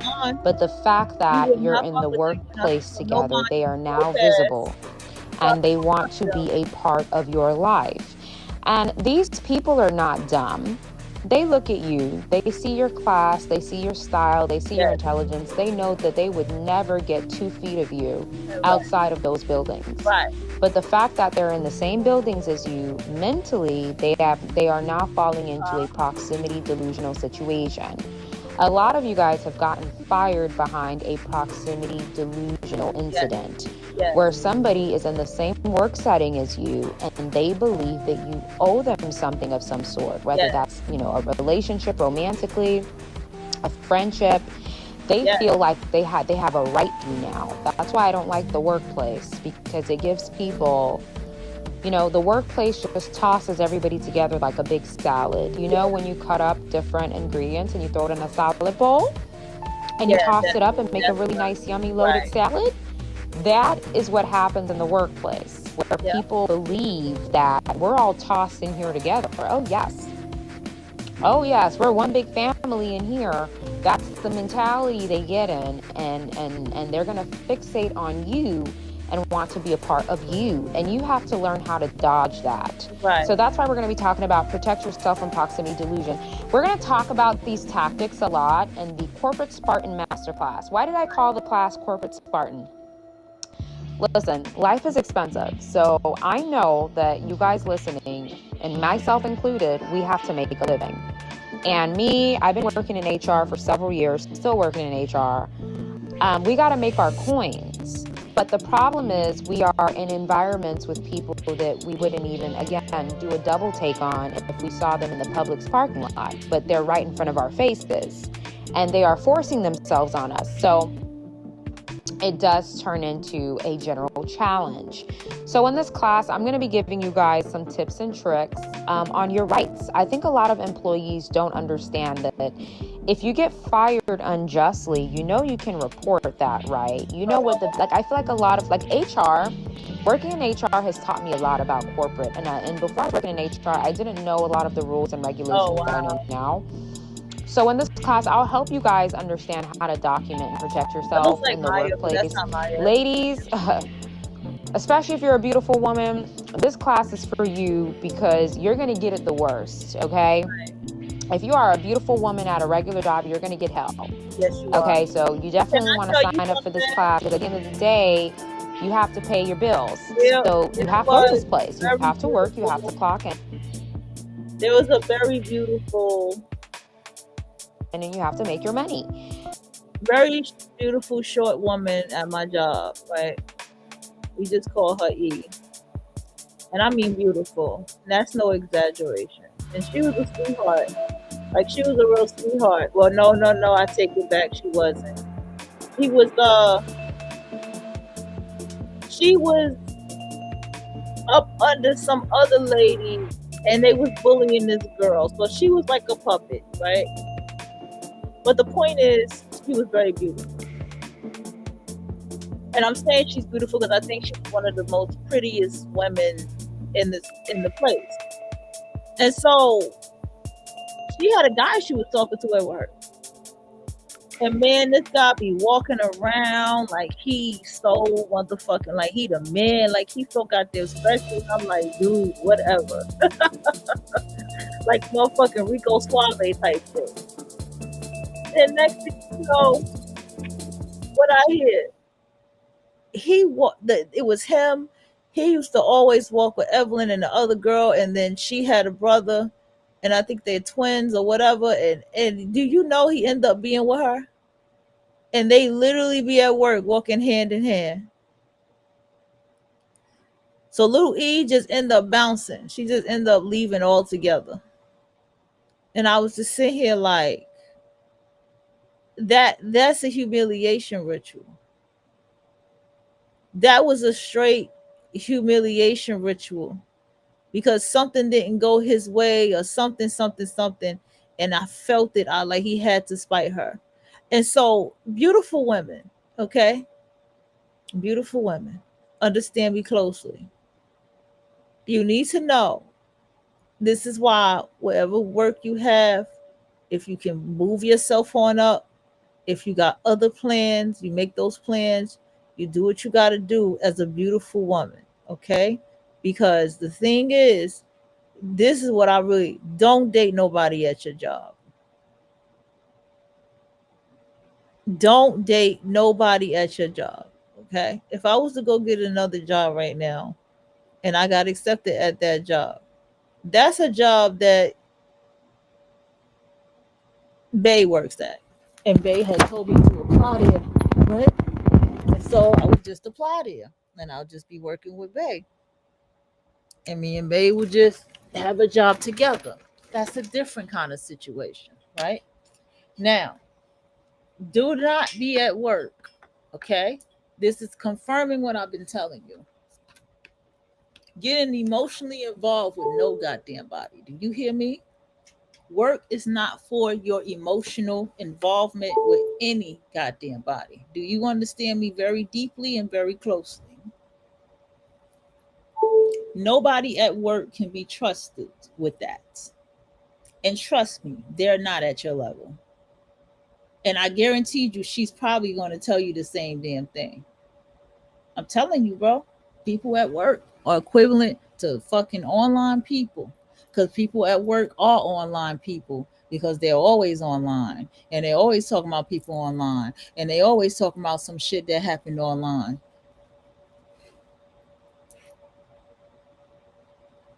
And they always be each other's friends on social media and shit like that. You got to learn how to navigate through that.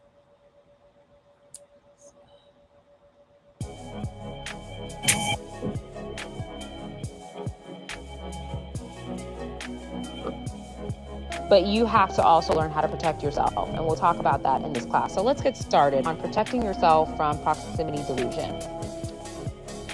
When you're in corporate America, everybody is tossed together like one big salad. Right. Everybody's put in a salad bowl, mixed, mashed, and tossed together. And the problem is, because certain people have proximity to you, they now have mentally developed an entitlement to you. Proximity really is right. something that lies to a lot of humans because people feel like they are entitled to you because they're in the same environment as you. Okay, so corporate America is a melting pot to mesh and mingle everybody. And a lot of women are going to have a hard time in corporate America because you are going to have to work with women you would never be friends with. Right. You're going to have to work with men that you would never even do a double take at. Yes. If you saw them in the Walmart parking lot. These are the people that you're going to have to be working with. And you have to make your money to pay your bills, so you can't necessarily escape that. But you have to protect yourself from proximity delusion. That's why this video is called Protect Yourself from Proximity Delusion. Now, due to their proximity to you, they feel entitled to you. Okay, and we're going to talk about the different types of proximity and the entitlement that gives people. So, clutch pearls, I may say certain things here that may make people feel uncomfortable. But remember, if you feel uncomfortable, that means that I'm enlightening you. Right. Okay. So, workplace proximity. This is a big one, okay? And I work in HR. I've been working in HR for several years. And a lot of the complaints that I receive from employees, I read the complaint because the complaints land on my desk and then I have to do the investigation process and all that. A lot of the complaints I feel like come from a personal problem. Yes. And I've had to tell employees, I feel like your problem is a personal problem. I feel like you, for some reason, you feel like you have to be entitled to this person, but this is work. So if your complaints about this person has nothing to do with work, or they are not sabotaging your work, or making you feel physically threatened at work, then I can't really accept this type of complaint and take it to another level because it's a personal problem.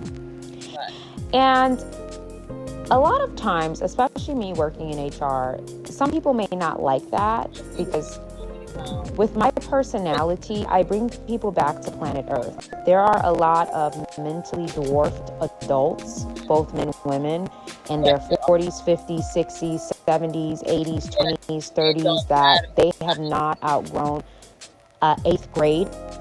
Yes, they have not. So because of that, they go through the world with this false sense of self and this false sense of entitlement to others. Right. So when I speak to these type of employees that bring these complaints, I keep ending the sentence with work instead, because I'm trying to kind of get it into their psyche that, again, this is work and you're turning this into a personal thing. She doesn't have to be your friend. I don't know how many times I have conversations with women about this. It's like women have this obsession. Not even obsession. I think that women are very entitled. I think that men are sexually entitled. And I feel like women are relationship or platonic relationship entitled. A lot of women feel like they're entitled to a friendship with other women. Right. I always tell women, do not bring that mental dwarfness around me. You are not entitled to anything from another woman. Nothing. If a woman wants to be your friend, she will give you that friendship. If she doesn't, you cannot force her to do so. Right. Gentlemen, you cannot force a woman into sleeping with you. You cannot force a woman into romantically entertaining you, and you retaliating on her because you cannot get her to lay on her back for you is a high sign of narcissism. Okay? These women who demand friendships from women in the workplace, these are female narcissists. Female narcissists have an entitlement problem. They feel like they are entitled to women. You can admire a woman, you can idolize a woman, you can be inspired by a woman, but the minute a thought comes in your head that she owes you a friendship, you may have to take a trip down to the hospital. Yes. And get psychiatrically evaluated, because now you are stepping into a narcissistic psychosis when you start to develop those thoughts. I've had women team up to get women fired in the workplace. I've seen it from an HR standpoint because they were so narcissistic. These group of women were so narcissistic that because that female employee did not give them a friend. Let me tell you something. Is that water? Okay, listen to me. I overheard a conversation last time I was at work, right? And I felt like the conversation was a shot at me, but it was like, I'm just intuitive, but it didn't matter. Here's the thing. She was saying that somebody that she used to speak to, she don't give them no attention no more. And she was like, she noticed I don't give her no attention no more. To always give her attention and this, that, and the third. You gotta understand. That water is loud. You gotta understand something. You have to be so vigilant that you can see it miles away. Okay?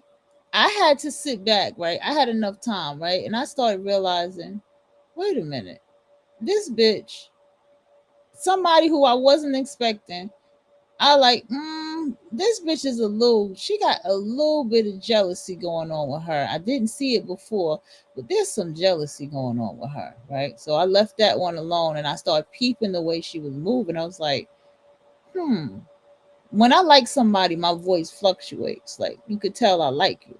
So when I speak to this person, they wouldn't speak back. And I'm like, oh, they don't speak back when they're around certain managers and shit. And then one day it all kind of came to me, right? And I was like, oh, all right, I'm going to just fall back. I ain't even going to call you that. I'm going to call you by what your name is. I'm just keep it more serious, right? Bada boom, bada bing, right? That's what a mature minded grown woman would do, right? That's how you move. You move like chess, right? Okay.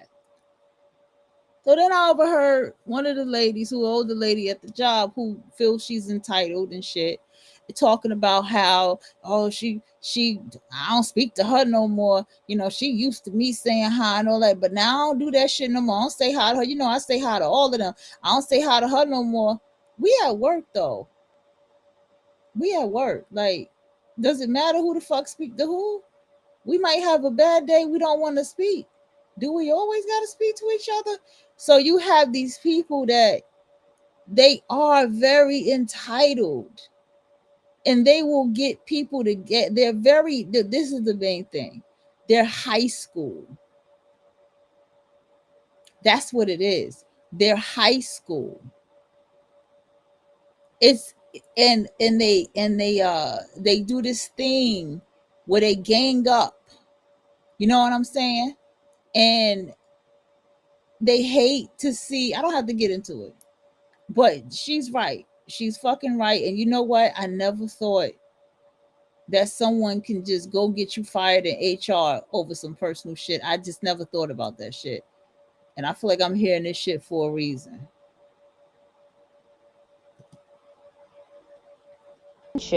They started sabotaging her work.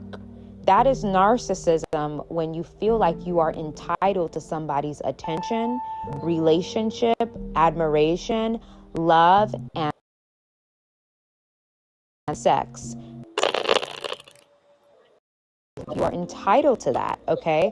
So you have to protect yourself from proximity delusions by being picky and understanding how proximity delusions work. So we talked about workplace delusion. I think we talked about religious delusion. I apologize if I'm backtracking. Religious delusions. I've dealt with this in churches a lot. You go to the same religious setting with people, and they automatically think that because you guys attend the same place of worship, that they are now entitled to some type of friendship with you. And every time I go to like work settings, religious settings, social settings, sometimes I look at people. Well, actually, this is how I learned what I learned about human behavior. I look at people and I'm like, wow, this woman really thinks I owe her something because we go to the same church. That's so strange. Like, this girl really thinks I'm supposed to be her friend because we work on the same team. It's very wild how proximity gives people a distorted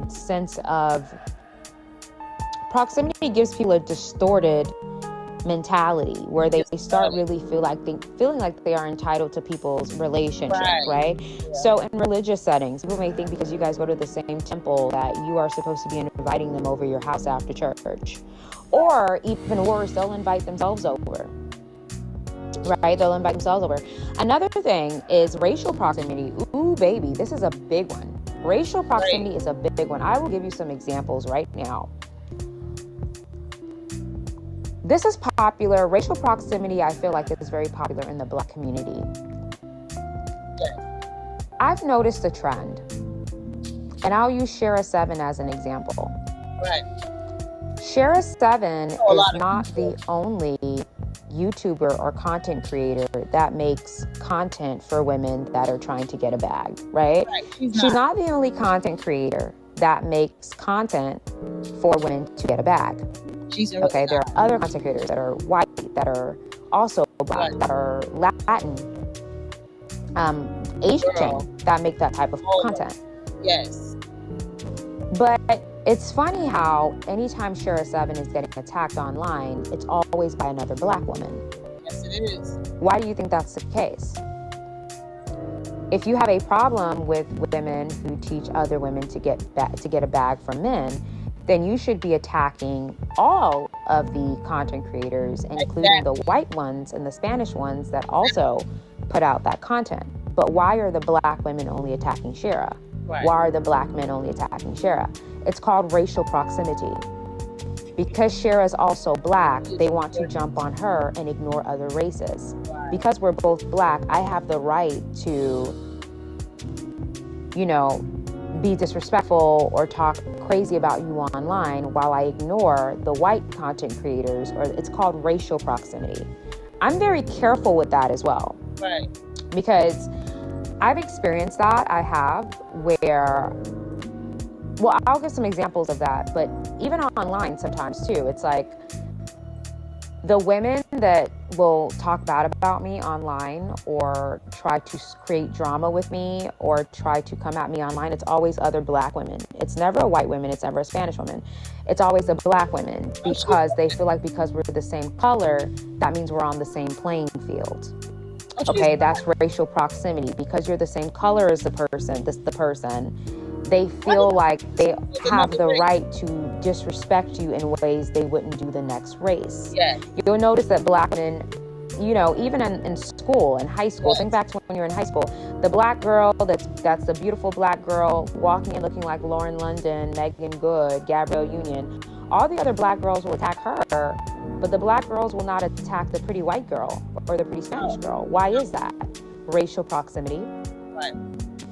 Racial proximity. That's so racial proximity also has to do with race as well. That's exactly why I said that, you know, when that situation happened with Beyonce and Candace Owens. Candace Owens is not the only one that spoke on the Beyonce situation. There are other white networks that spoke on it, but they attempted allegedly to get Candace's videos taken down. So because Candace is a black woman, and Beyonce and Tina are also black women, you feel like you have the right to take from a black woman. You're not going to try to take from the white person because of, again, racial proximity. Because we're the same color, you feel like you are entitled to control me in some way because we're the same color. Right. Okay, that's a very, very, very, very, very, very big thing. Racial proximity. Also, gender proximity. Let's talk about that. You're in the workplace and you're a woman that comes in and you do your job and you leave. If a man comes in and he does his job and he leaves, the women don't care. They just have a problem with you doing it because you're a woman and they're a woman. So because you guys are both the same gender, they are entitled to a bond with you. That's called gender proximity because you guys are both women. Like a lot of times I tell people all the time that I am not a girl's girl. And I'm not a guy's girl either. I'm not a girl's girl. I'm not a guy's girl. I'm just for the people. I'm for all people. Men and women, I'm for the people. But some people, with the whole girl's girl thing, I know that women have some of the most treacherous behaviors ever. Yes. So I'm never going to say I'm a girl's girl, and I'm not going to speak on the treacherous behaviors that women have because they have them. I see them, and I have no problem speaking them out loud. I don't feel like I'm betraying my gender by speaking out on the treacherous things that they do to one another, including to the treacherous things they do to me. So, but because of that gender proximity, they think, oh, well, you're a woman. You can't speak about the behaviors of women because that means that you're talking down on women, right? That's the whole gender proximity thing. And a lot of people, I think women struggle with gender proximity more than men because women are just extremely entitled. Can I tell you, I want to add something to this. I got to add something onto this.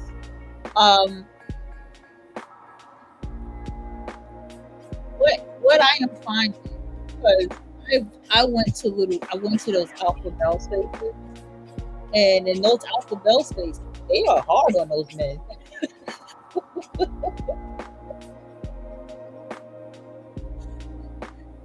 In those alpha male spaces, they don't play with them men about their manhood and initiation, and they don't play around. They don't play with them men in the alpha male spaces. Okay, so the issue that I see with women is this: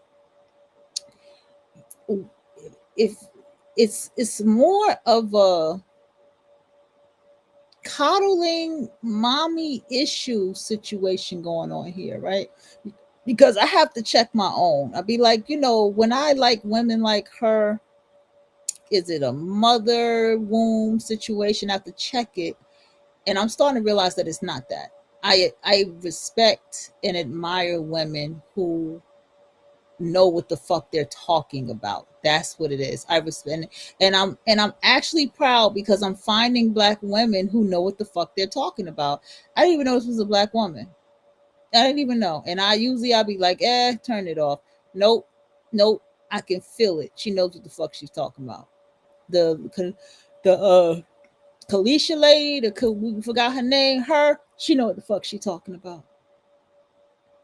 And I respect women who know what the fuck they talking about. It's just that simple.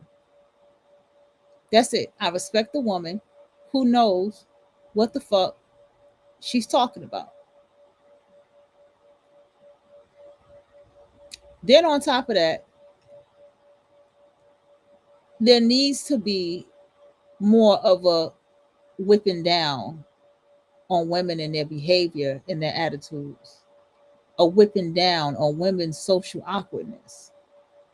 There needs to be more whips put on women on what is wrong with you, bitch? Why are you trying to go hard about being friends with somebody who's online? What is wrong with you? Why are you being friends with people to just talk to them nasty and crazy? What is wrong with you, bitch? Something's wrong with you. You need help. What is wrong with you? Why you got a problem with women look maxing and elevating themselves? What's wrong with you? We can't blame it on men no more. We can't blame it on the semen no more. We can't blame that no more. We're like, bitch, what is wrong with you? You just attacking women. You just out here you just out here mad because a woman's putting on makeup. You just mad because a woman is elevating herself. You mad because a woman is being skinny. You mad because the fuck is wrong with you, bitch? So these type of things do need to be talked about, and it does need to be said. And this type of behavior needs to be called out because we're going through it on a global scale. And it's like, bitch, y'all in the way of men, us people manifesting, and we know it. That's the thing. Those of us that know, we know, like, bitch, you in my way. I can't get to what I need to get to because I got to get the fuck away from you. See what I'm saying? It's the spiritual intelligence. But let's get back to it. And we're going to get to the she is obsessed. We're going to switch a little bit more, and we're going to get to she is obsessed. Women feel like they're entitled to other women's friendship. Women really will study you from afar and feel like you are required to be their friend. In their mind, they have made up in their mind that they will have that friendship with you. And if you don't give them that friendship, they are going to get very violent. So I know that women struggle with gender proximity, which is why I'm very careful with them as well, to always have those boundaries in line and place, have those lines in the sand to ensure that they have a clear understanding that I pick my friends. You cannot be my friend. That's my choice. That's the fucking mistake I made. And I should have followed my first mind with this shit. This bitch would send me shit talking about, oh, bestie, this how we gonna be when we get old. Oh, bestie, this how we gonna be. And calling me bestie and shit.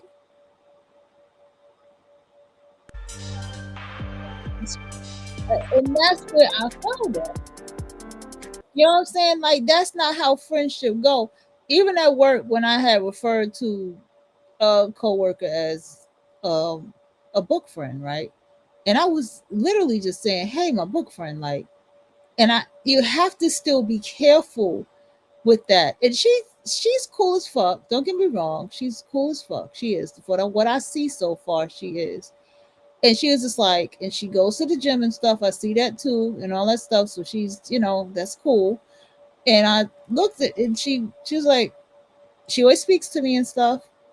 And she calls me, oh yeah, friend, hey friend, she going friend and stuff like that. And I'm like, I don't even have this girl number. And she plays like, she be like, I play white music. I'm like, girl, I work retail. It's cool. Like, and so it's little things like that.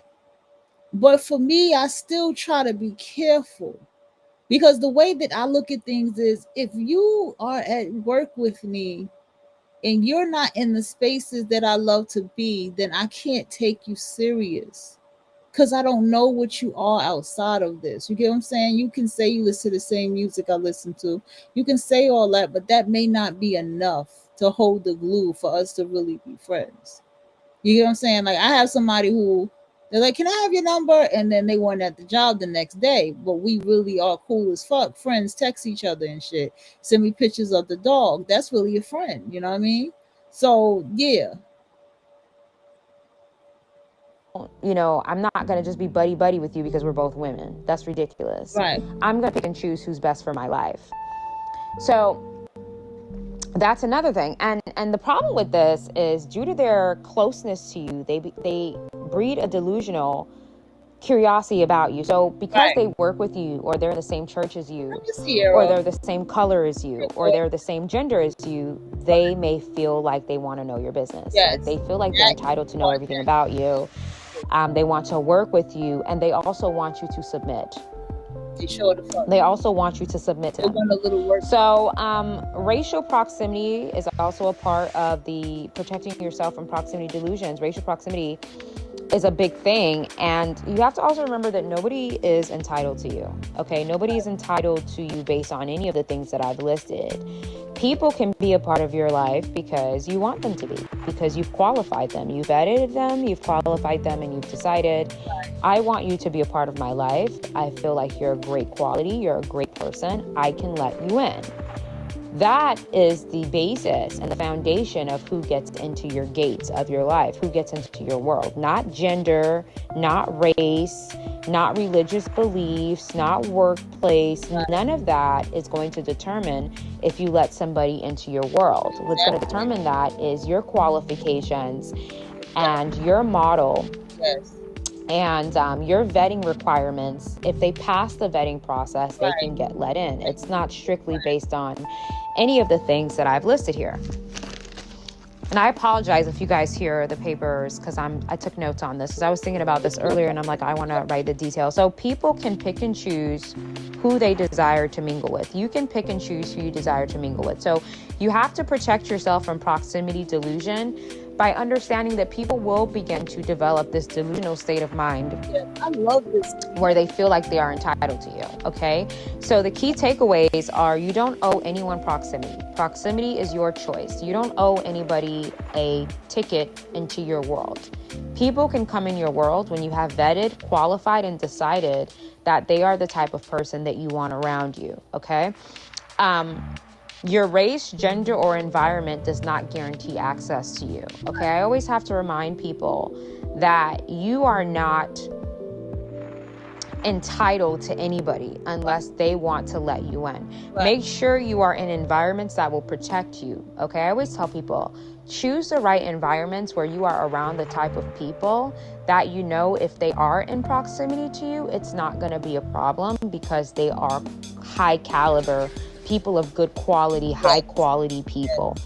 Okay, so that's why your location is important. That's why, there are certain people that I encounter in the past, and this has happened to me a lot, predominantly in religious settings and also in work settings, is usually where I've experienced this, is people really put in their mind that because they are in that environment where they're a couple feet away from me, they automatically put us on the same level.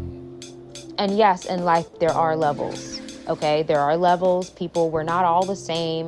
There are levels. So because I'm in that environment, they start treating me in a very hostile manner because they have the access to do it. Because they know outside of the church house, outside of the workplace, you would never, I wouldn't even look at you if I was walking past you in the street. Like, you would be completely obsolete to me if it was outside of this environment. I wouldn't even do a double take on you. You would be non-existent. Right.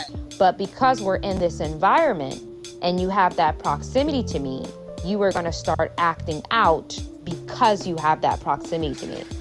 So you have to be careful when you're in these type of environments, because in their minds, they feel like you and them are the same. Even though in your mind, because you listen to these teachings, you know that they are nothing like you and you are nothing like them, depending on the criteria that you're basing things on. So proximity really distorts, it causes people's mind to be distorted, because they know outside of work, they would never have access to you, right? They know that. Who told y'all that? Who told y'all that?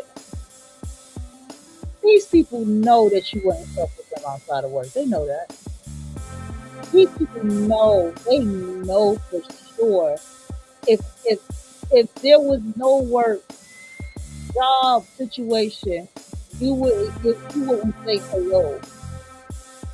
You wouldn't even see them. They know that.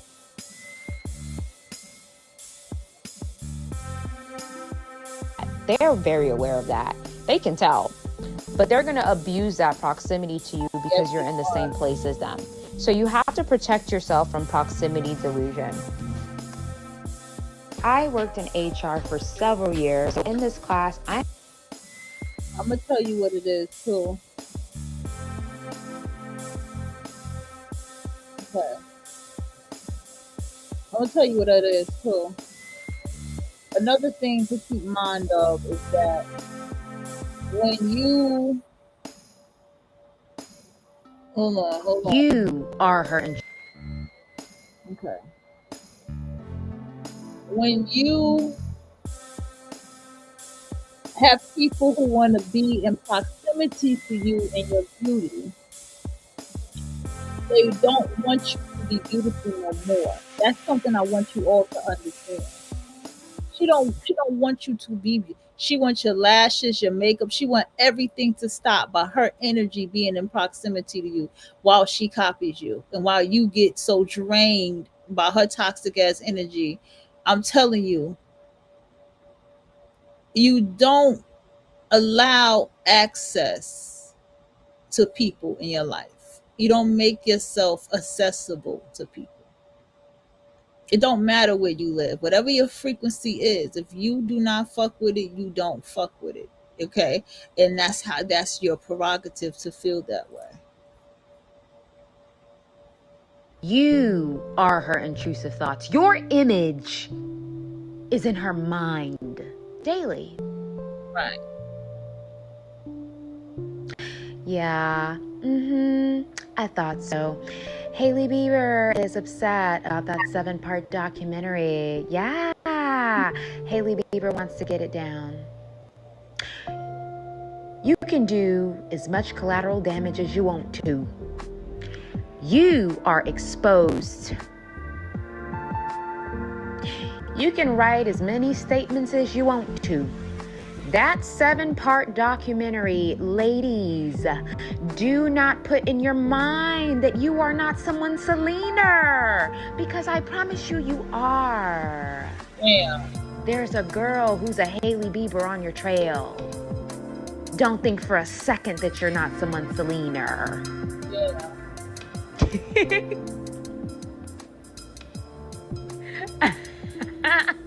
What the hell? But guess what? Let's talk about how the weird chick is obsessed with you. Okay? Right. Let's talk about how she wants to drink your bath water. Low key though. Okay? No, but seriously, in all honesty, let's keep Selena Gomez in our prayers. Let's hope she breaks that curse. Let's hope she breaks that hex. Okay? Let's hope she gets her life back. And I will tell you one thing. You heard it here first. That guy that she's with, let me keep my mouth closed. I'm not gonna say nothing. I'm gonna let it play out. Okay. And then you guys are gonna be like, oh. Yeah, Selena Gomez is chosen, okay? Most people that are around her don't even like her. That's the problem. She's never been able to see clearly that she's a chosen one. Okay. So most people act like they're coming in peace when it comes to her, but they're not. And that dude, not even gonna go there. An obsessed woman will literally pimp herself out behind you. Yes. A woman who is obsessed with you will pimp herself out behind you. Right. What does that mean? She will even go out of her way to sleep with a man that was your old lover. Oh, yeah. And pimp herself out to him just so that she can gain info on you. That's right.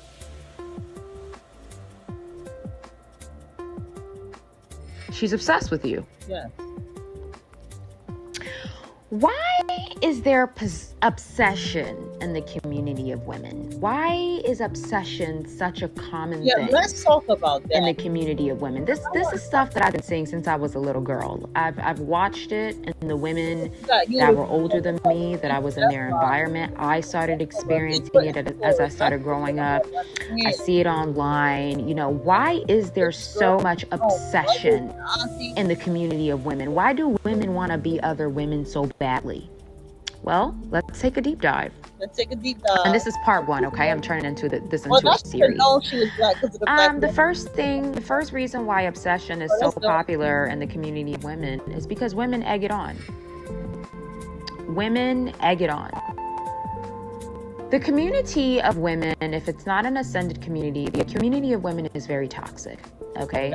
Yes. I'm not giving you guys any cookie cutter stuff here. I don't do that.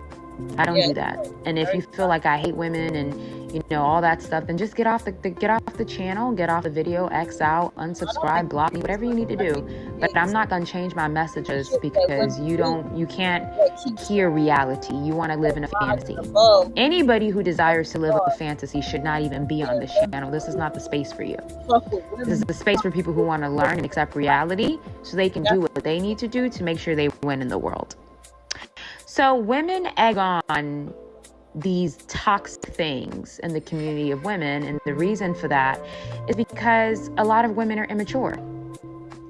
So there's obsession in the community of women is because women egg it on. The reason why, as far as friendships and stuff like that, the reason why I stay away from women is because I have to make my assessments to see if they are mentally matured first, because I just don't have the time. Women love coming together to tear another woman down. Women love it. Women love drama. You know what? Let's start talking about the toxic things that goes on in the community of women. I have a few. Then I'm going to move on to my next points. Women love drama. Women are always trying to create drama or pin two women against each other without cause.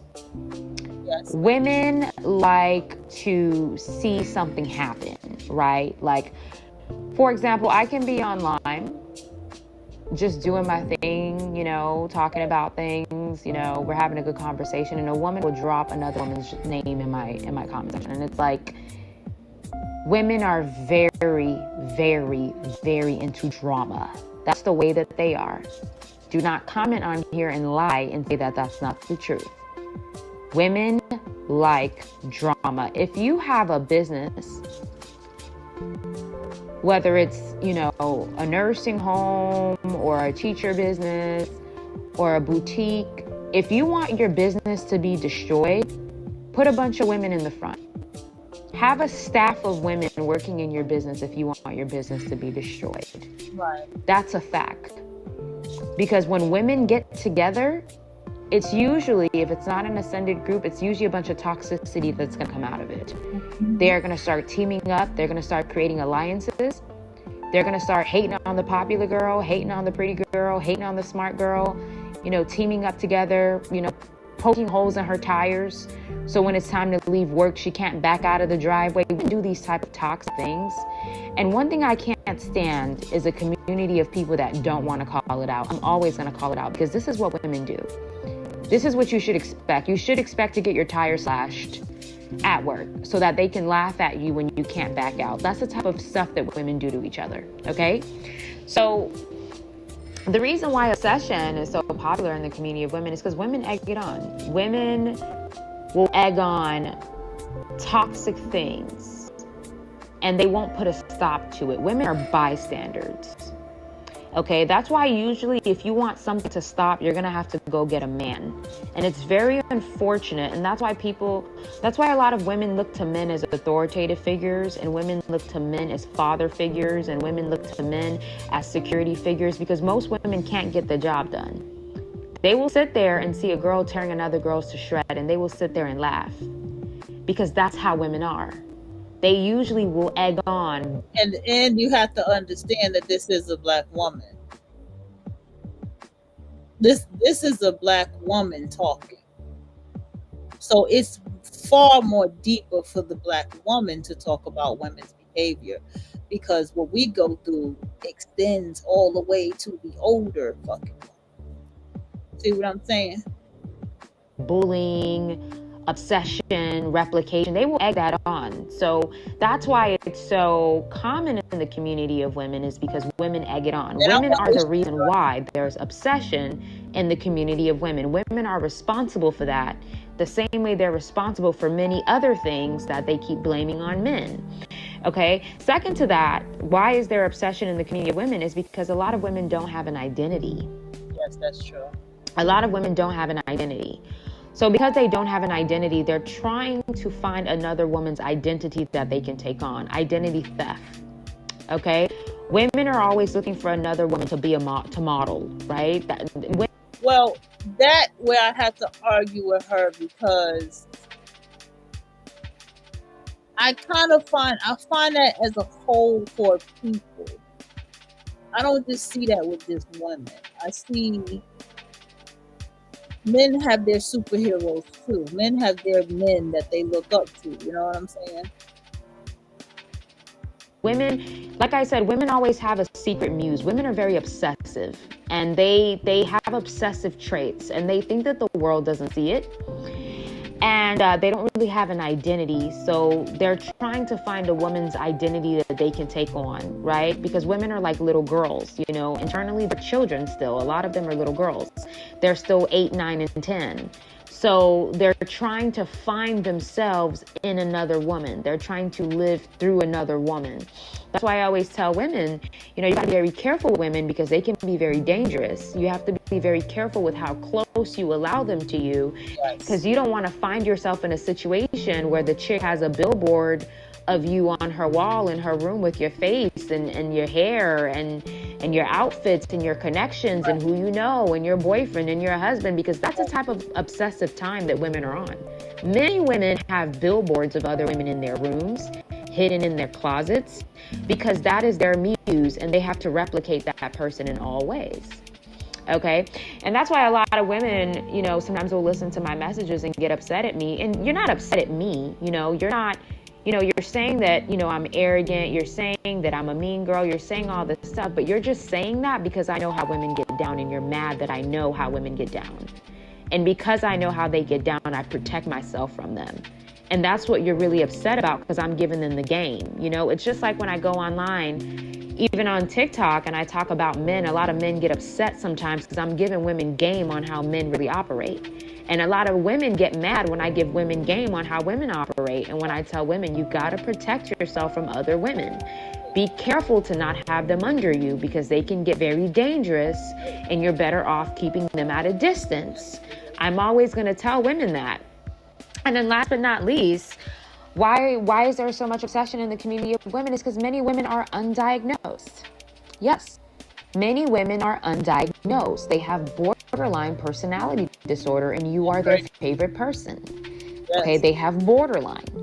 Okay, I studied about borderline for years. In case you guys didn't know, I have my master's in psych.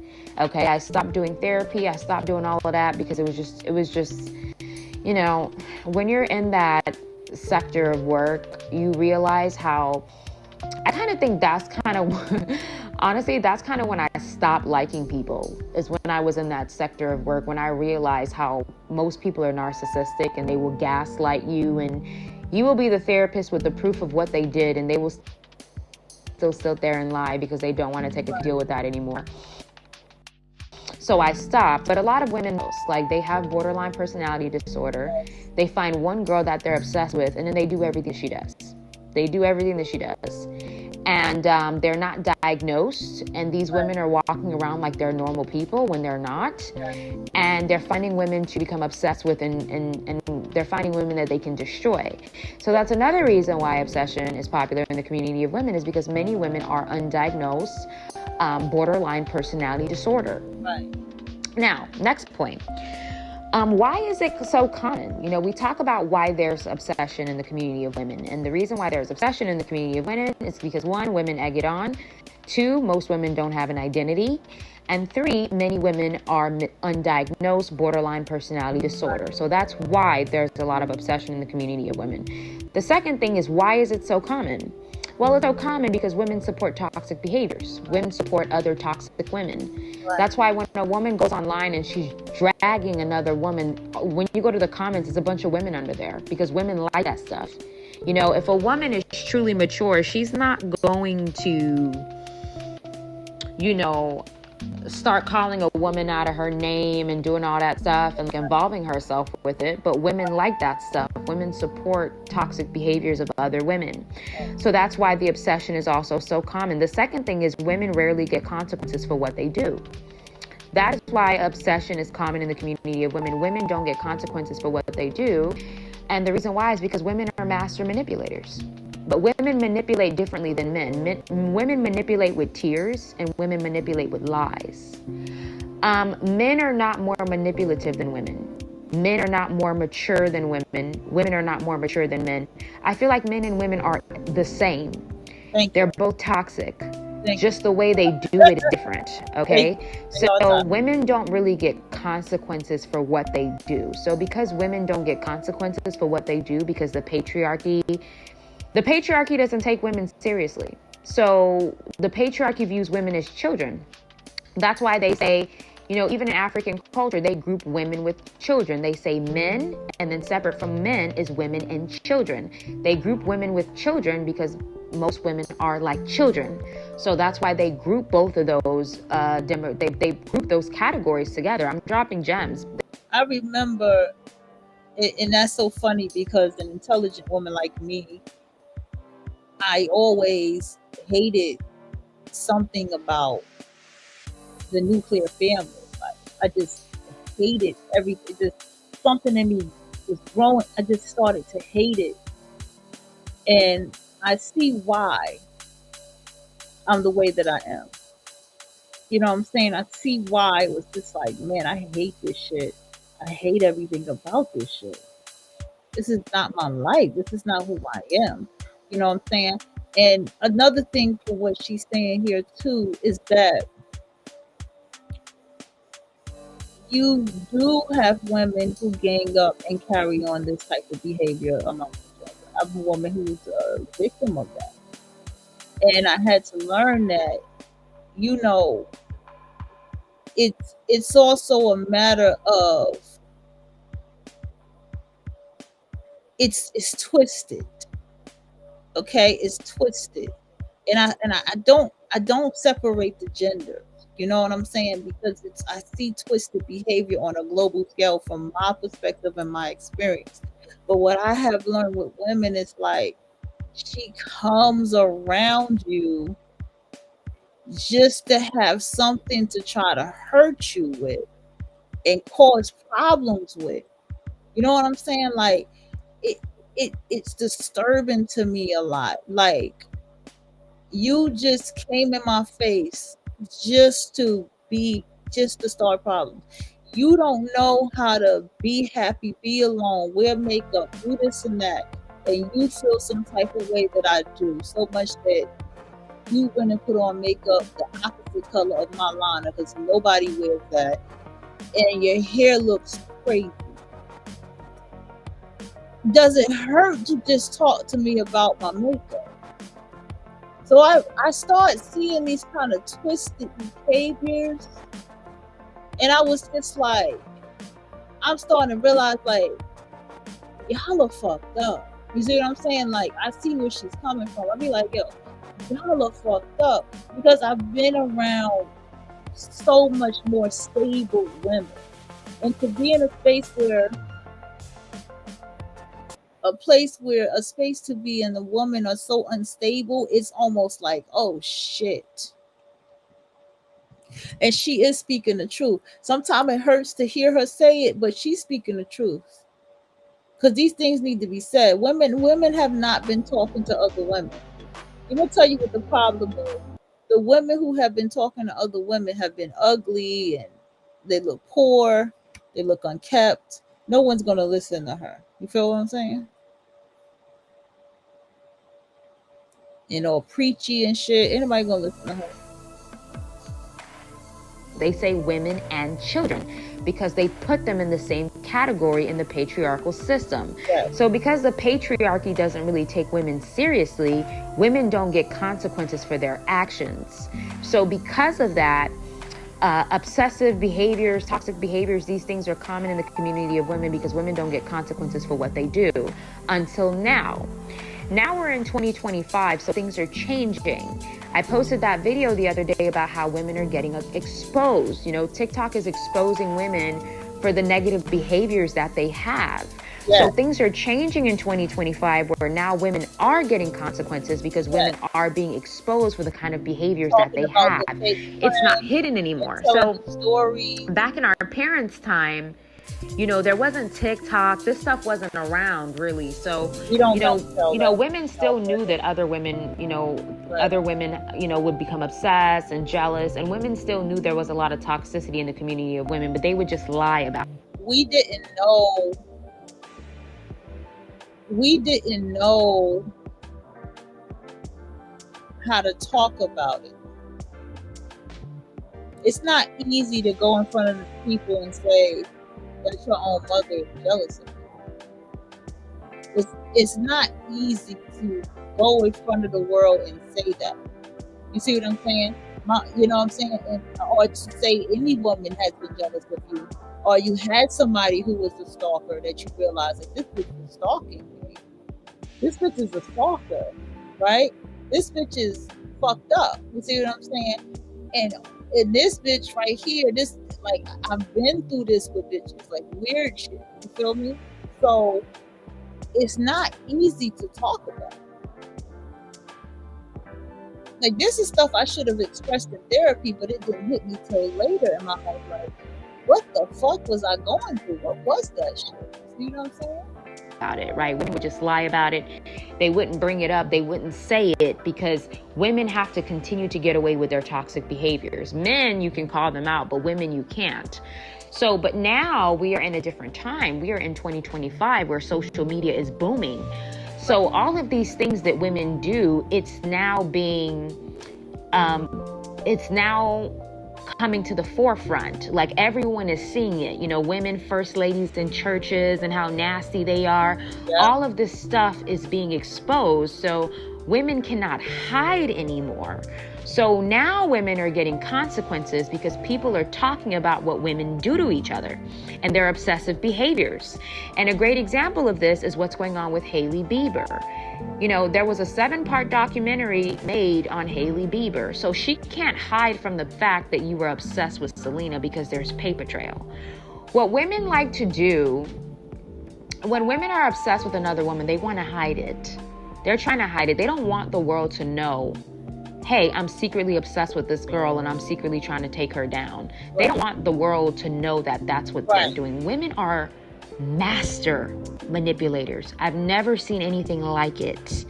Okay, for my personal business, outside of online business, I have a lot of women as clients, and I've never seen manipulation on that level in my life.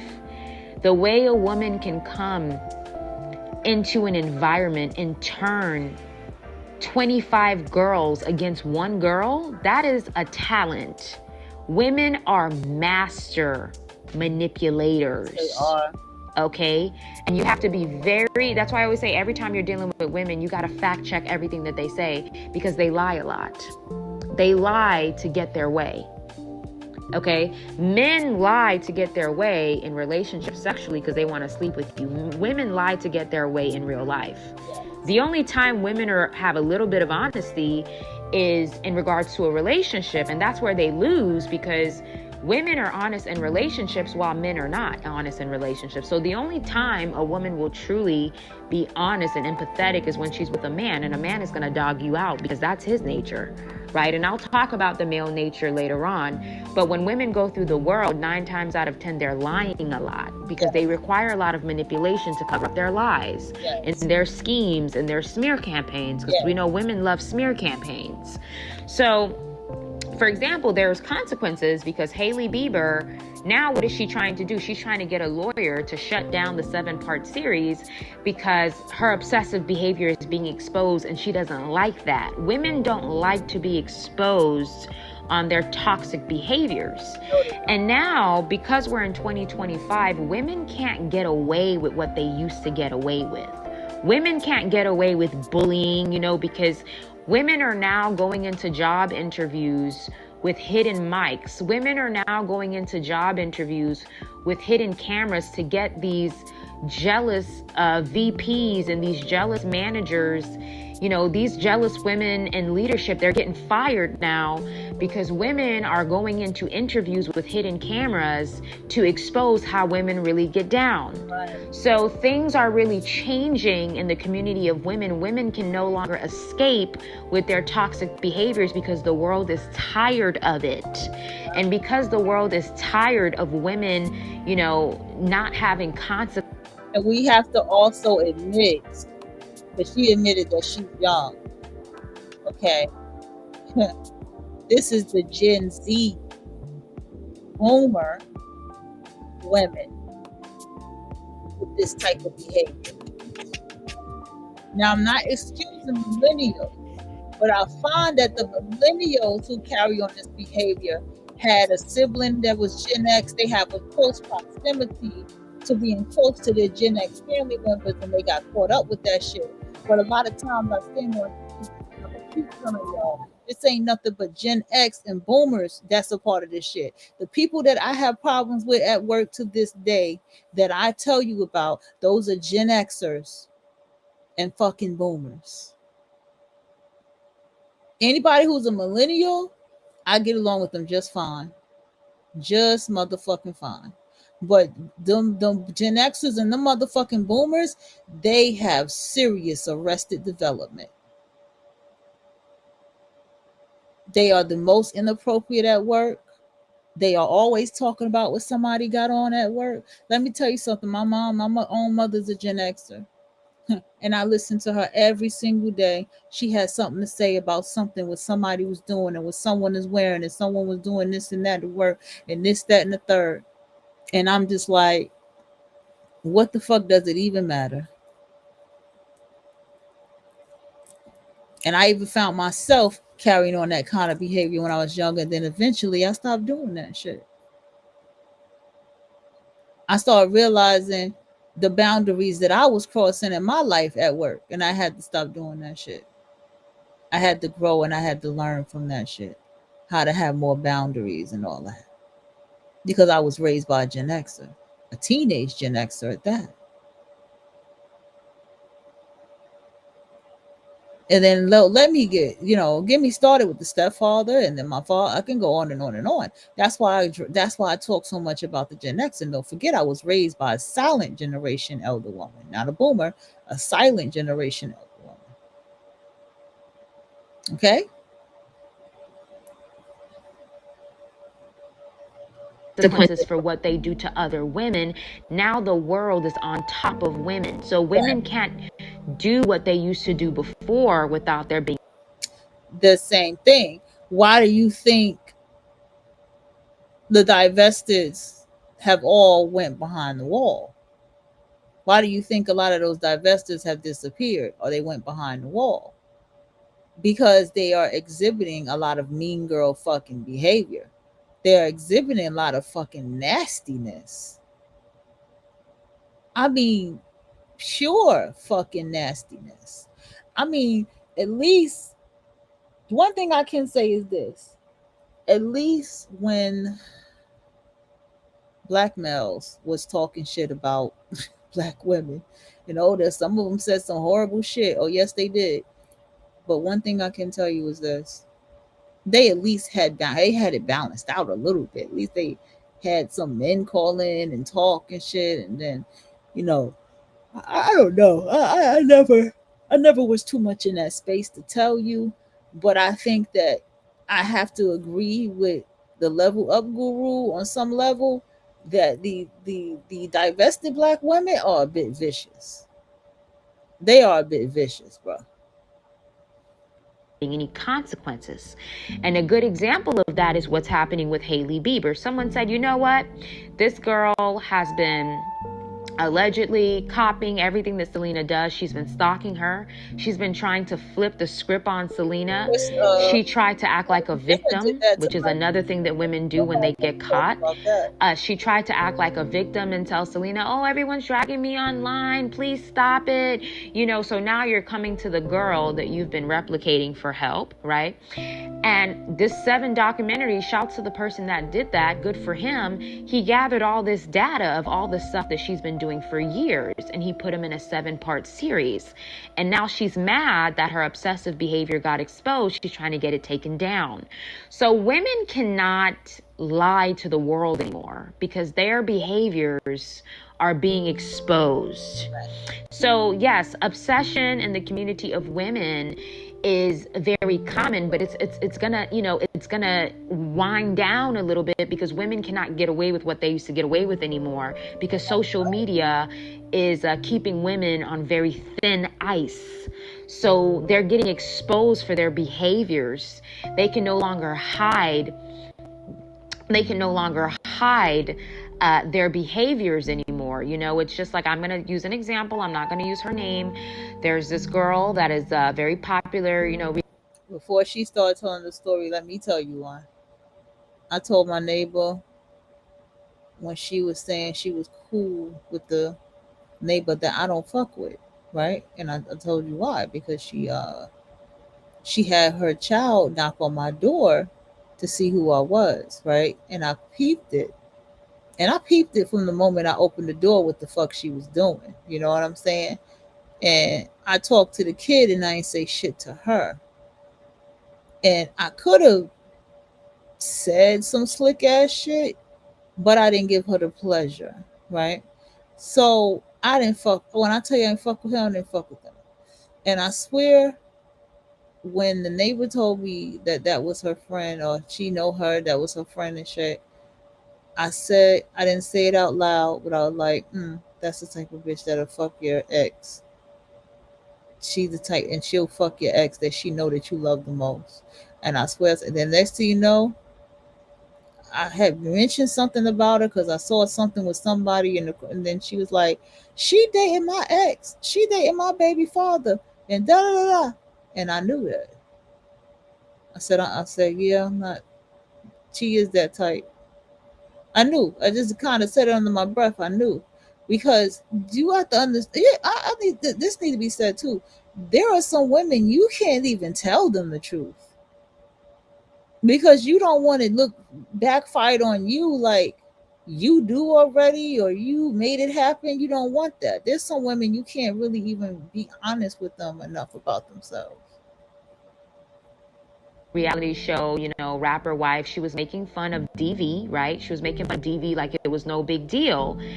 And this is what women do behind the scenes a lot. Women like to laugh and make fun of women's pains and traumas, right? That's why I tell women, don't tell another woman about your pain and trauma unless it's like a therapist or a life coach. And even then you have to be careful because some of these therapists and life coaches, they're jealous too. But women like to make fun of the hardships that other women go through. Women are not very supportive. So when this girl was making fun of DV, she got dropped by Fenty because Rihanna wasn't playing that mess. So the only reason Rihanna found out about that is because of social media. Mm-hmm. Social media is probably the best and worst thing that could have happened to both women and men because their toxic behaviors cannot be hidden anymore. The divestors, the divested Zealot crew, they always talk about how much they hate social media. They always talk about how much they hate TikTok. And I'll be like, bro, TikTok is the shit. How you hate TikTok, man? TikTok can give you whatever you want to see. It's the perfect algorithm. And then I was like, how do you hate social media? Like, well, because, you know, and it's like, nah, yeah, because what y'all don't like is y'all keep saying it's about what the black woman is, and everybody had to see that, but it's deeper than that. It's only exposing y'all that it's very possible that y'all are dark skinned. That's what y'all exposing. That's y'all dark skinned black women. And more than likely, y'all have the very phenotype of the niggas that y'all hate the most. And that's what's really coming out. Because that's what it's giving. And on top of that, we all can see that the panel that y'all had has dwindled down to 2, 3, whatever people. And let me tell you something else that's so deep about these panels. We could even tell who you really like and who you don't like and who you probably gossip about behind closed doors. Y'all shady as fuck. It's that type shit. The same thing happened to Drea and Michelle. Drea Michelle. She also got dropped because she also got exposed for making fun of DV, thanks to the media. So women are being exposed for their kind of behaviors. So obsession is still common in the community of women, but it really can't go as far anymore because women are now getting consequences for their actions. Right. Next, why is it so common? Women are stuck at 14 years old. Mentally and emotionally. Most women are stuck at 14 years old. And there's a woman, I'm going to find her information. She did a study on this. She did a study on the fact that women are still 14. Like, no matter how old they get in life, whether they're 60, 70, 80, they're still 14. Majority of women are still 14. And it's so deep. Because one time, my daughter got into it with her grandmother, my mom. And it was the stupidest shit ever. It was so stupid. I wasn't here. I was on my way, but I wasn't here, right? And so I remember I got the text message. It was like in the middle of the night, probably around this time of night. It's like probably like 2, 3 in the morning. And I'm like, what the fuck? She's like, your daughter's disrespecting me and this, that, and the third. And, I heard the situation. And I talked to my child. And what she has said, I kid you not, she said, she act like she's still 15. It's pathetic. It's like she's still 15 years old. And I felt that. Even though I checked her and told her, don't disrespect your grandmother, put your, mind your business. We done talked about this already. Don't get too involved with things, da da da da. But I remember her saying that shit. And what is so sad about that, especially when you're experiencing a family member going through that, is so much more sad. I'm going to tell you what makes it more sad. It's the growing up that you have to do as the child of a parent that's immature. It's the growing up you have to do as a young girl in the world of these very immature as women. That's the part that hurts in it. That's where the anger, the resentment can happen. But you have to take your life back. You have to do something different. You have to elevate your life from what you know. And I can 100% attest to that. I see it online. I see it, in the workplace. I see it, with not my online business, with my offline business. I see how women operate. A lot of them still are 14. Like the other day for one of my places of business, I wanted to put numbers. Well, not numbers. I was putting. Before she get to her stories, I love her stories. Let me tell you, because stories can express those experiences. I love it. Yes. Who gonna check me, boo? Da da da da, clap back. Cause girl, and because somebody just somebody got taken out, and girl, what we apologizing for with Charlie Kirk and that talk that they do, it irritates me. Because girl, what's that's all teenage ass behavior. I'm grown. If you grown, do you have to say that you're grown? It's all of this type of shit. And then it's how if you're in the presence of them and you're not careful, you will regress and turn into a teenager. I know one time that friend was like, we was all chilling, talk about socially fucking awkward. we was all chilling. It was me and my girlfriend at the time on the phone with her, and she had called and I threw her on three-way and we were all chilling, and she was playing her music in the background. The girlfriend was playing her music in the background while on the phone. And I don't know what I was talking about, and I mentioned something with my mom or something. It wasn't nothing gloomy or nothing. I was just casually communicated about something with my mom, and she was like, "Your mother sees you as a teenager. Your mother see you as a teenager. She see you as a I was like, "Yo, why is you yelling? Why are you what's the problem? Why are you yelling?" And I was like, what the fuck? You see what I'm saying? And even Cortez got on the phone, she was like, that's crazy. The fuck? You said, what the hell is going on in this phone? Like, but that's the kind of weird social awkwardness with these motherfuckers, bro. Like certain safety I'm in love with not flyers, safety poster boards around the property. And I put one of the safety poster boards on a door, which is a door where one of the women is staying in. There's many doors, many rooms. And after I put the poster boards up, mind you, I'm the owner of the place, right? When I come back the next day, she takes the poster board down. And the poster board that I put on her door, which is actually my door, right? Well, she's just stationed there. She took the poster board down and she put the poster board on the closet door. And I'm like, yeah, women, a lot of them, they're still 14. They don't respect authority. They don't respect rules. They think they can just do whatever they want, you know? So it's true. And I'm going to try to find the documentary and the research of her saying that most women are still stuck at 14. And after 14, they don't develop anymore mentally and emotionally. After 14, they stay there. And a good example of that is the obsession that women develop with other women. They're still 14. Like you are the girl that they're looking at in their TV when they're 13 and 14, getting dressed up for school and having their cereal before the bus comes.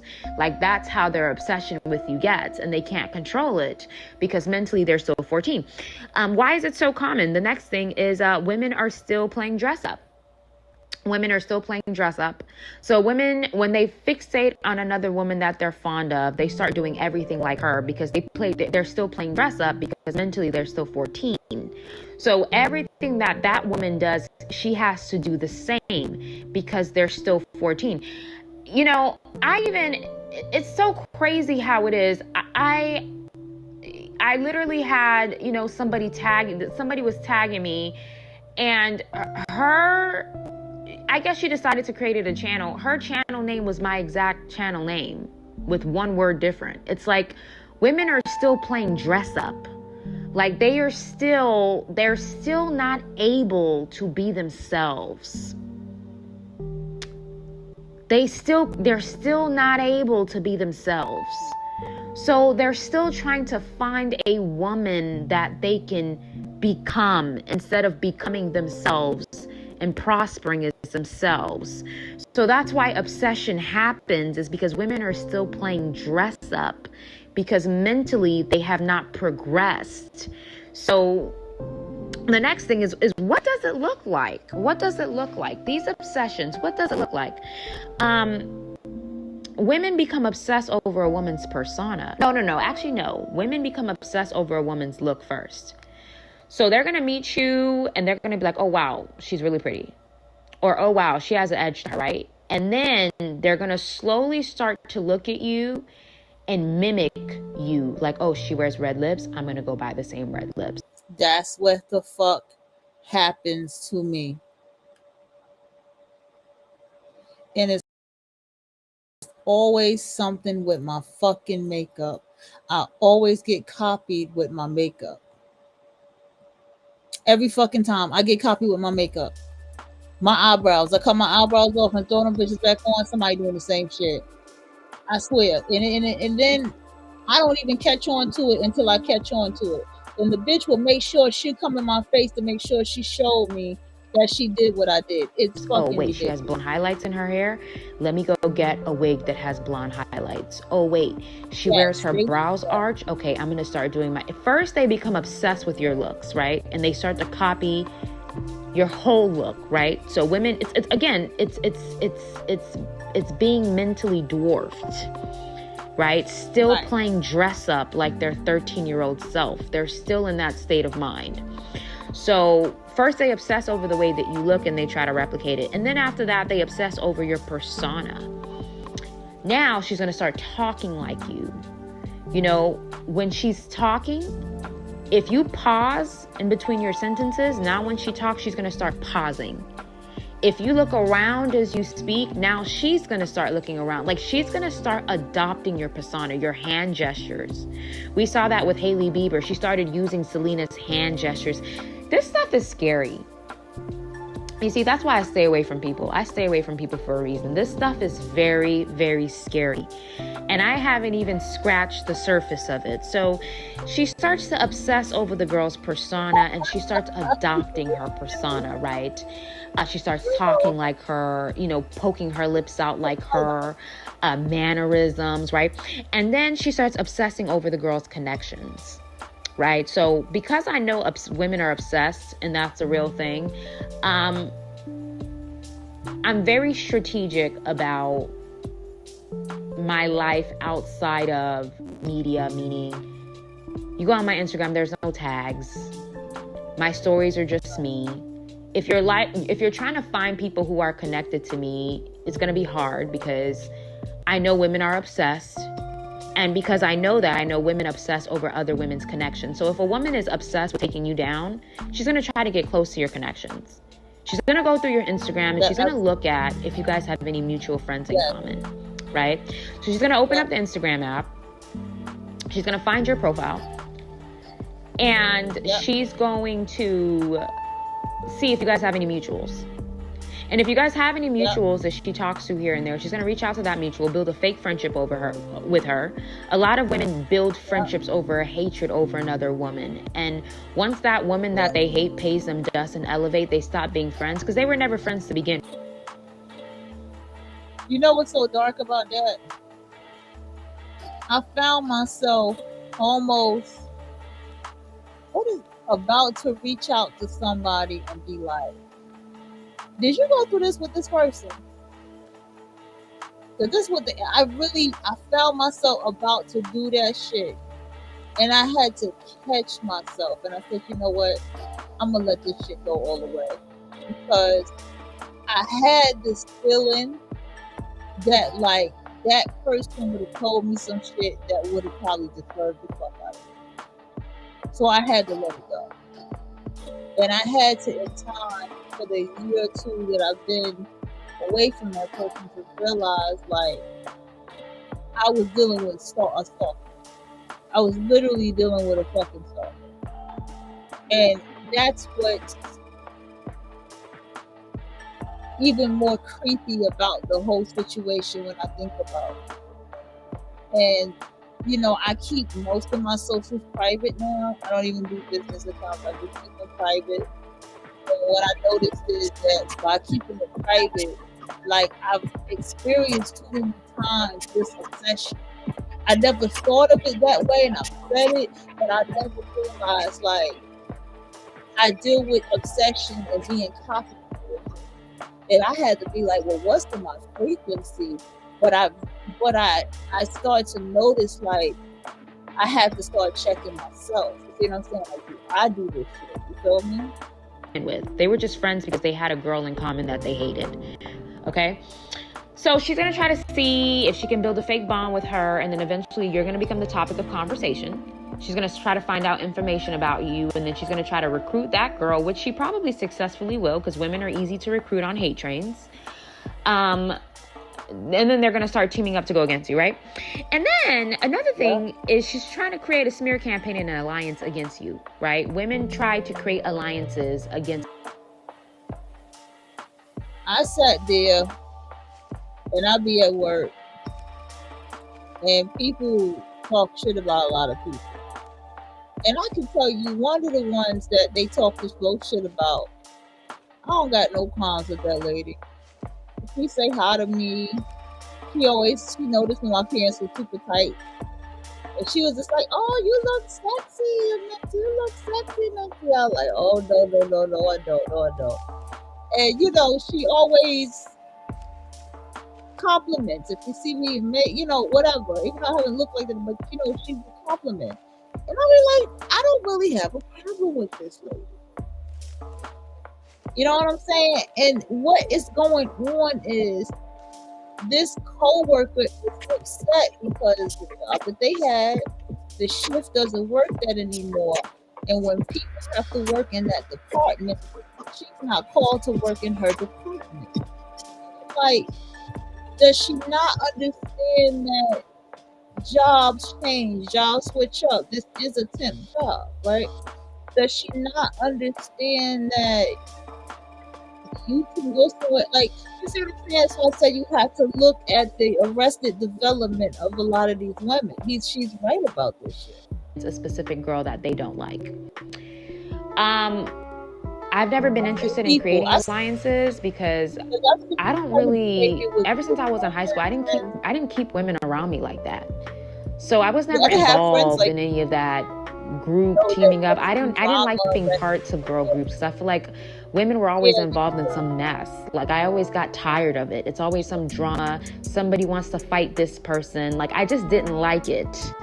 And when I finally ended up in my early 20s, I realized I don't really like this whole girl group thing. It's not really my style. And I started hanging out with girls singular, right? Like, okay, this is my one friend. But just because I hang out with her doesn't mean I have to bring her around my other friend. Like, I don't do groups, I hang out with my friends one-on-one. I don't really do groups because I don't like that, because women are very messy and I just don't like it. So it's women team up to create smear campaigns and alliances. And I've had so many women try to recruit me to be a part of their master plan, master takedown. And I'm like, I'm so not into that. Like, I feel like you have me very confused. Like, I was the girl in high school where I had one or two friends. And if they didn't come to school, I would sit down and eat lunch by myself or go to the library. I didn't want a bunch of women around me. I don't like that. Okay, that's not my style. I don't like that. It's too much drama. It's messy. They're jealous. I don't get down like that, but a lot of women do. And they are connecting with women specifically because they're obsessed with you and they want to create an alliance against you, okay? The next thing that women do, like I said, is they pimp themselves out for you. They're spreading their legs and having intercourse with men just so they can get info on you, because she knows at some point you and that man had involvements together.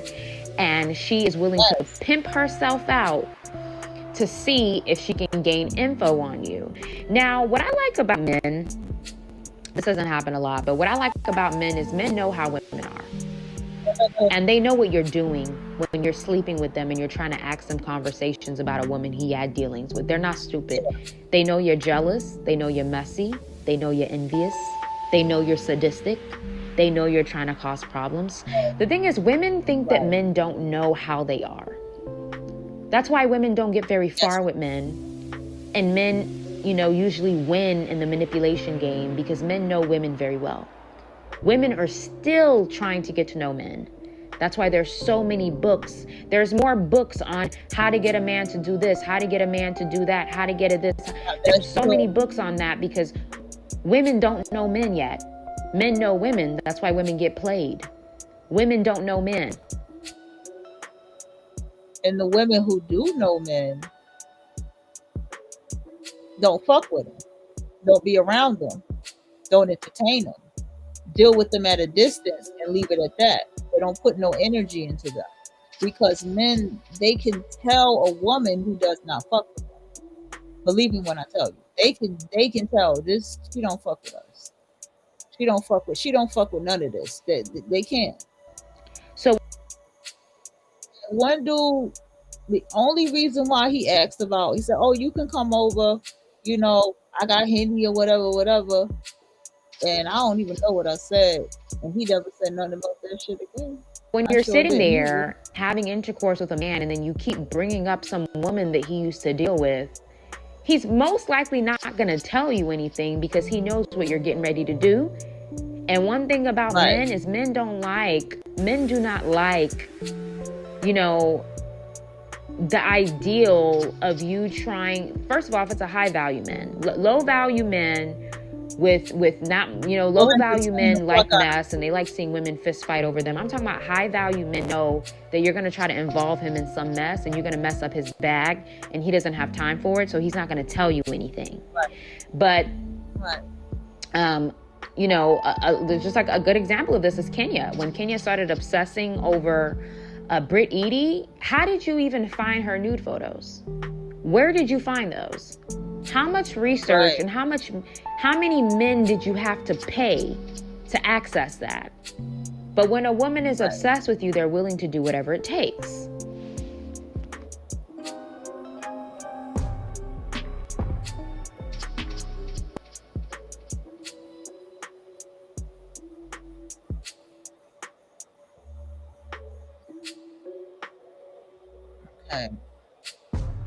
Okay, what happened? She just stopped. That's a dope ass picture. Okay, here's what I have to say, because this is a lie.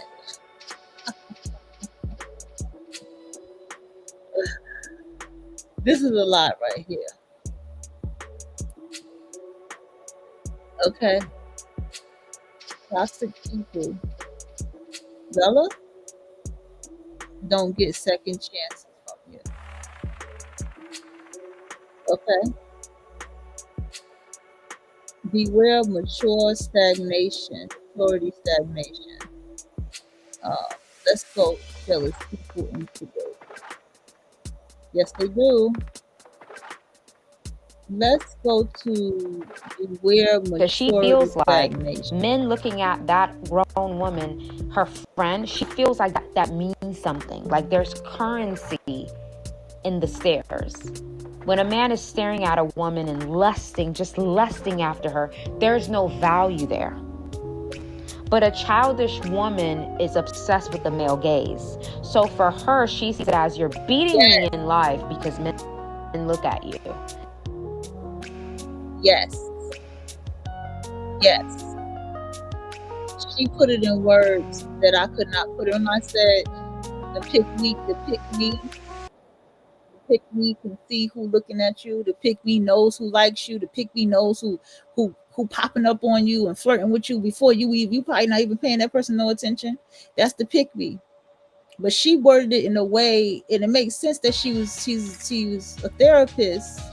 Like, you know, she has a master's in psychology. Now it all makes sense the way she worded it. I always make emphasis that a woman can be growing in age, but mentally she's still a child. There are a lot of adult women who navigate the world as little children. The way they react to things, their actions, the way they react to discomfort, the way they react to women as a threat, the way that they team up. Like women, just because... I understand why. I hate that I had to scold somebody at work like that, but I felt gamed up. You feel me? It was two people. And I hate that happened. But at the same time, like, this person was a bully, a dead ass bully at the job. And they came to bully me, and I had to defend myself. Anytime everybody talk about it and laugh and stuff, I'd be like, nah, I was being bullied. I'm not laughing. That shit not funny to me. You feel me? I tell people, that shit not funny to me. I was being bullied. Every time. Yeah, that's loud. Every time. But I even told myself, I don't want to get like that no more. You know what I'm saying? I don't want to get like that no more, because I had to sit back, and I hate that it took for me to get so sick to sit back and come to all of this. You know what I'm saying? I started to realize, like, you are really dealing with severely mentally stumped people at work, people who don't know how to talk to people who have no respect, people who are into hierarchy, chauvinism, misogyny, femcells, incels, You have all of that around you at work on a closer proximity. People who are angry and bitter at their life. I can go on and on and on. I can feel it. I can be like, man, this person feel like they can do something better with their life than what they doing, even though they're in a better position than me and make more money than me. I can feel all that. You got to understand, like these are the people you have around you, because I really in my heart feel like the more I'm going to learn about the life of wealthy people, man, they don't work these type of jobs, man. They really don't, man. I know they don't. Wealthy people do not work these kind of jobs. Because a woman is an adult woman, it doesn't mean she's a grown woman. There are a lot of childish adult women. You see them in the workspace, they're in your family, they're everywhere. Age does not determine maturity with a woman at all. It's certain characteristics that this woman possesses that puts her in the grown woman lane, not her age.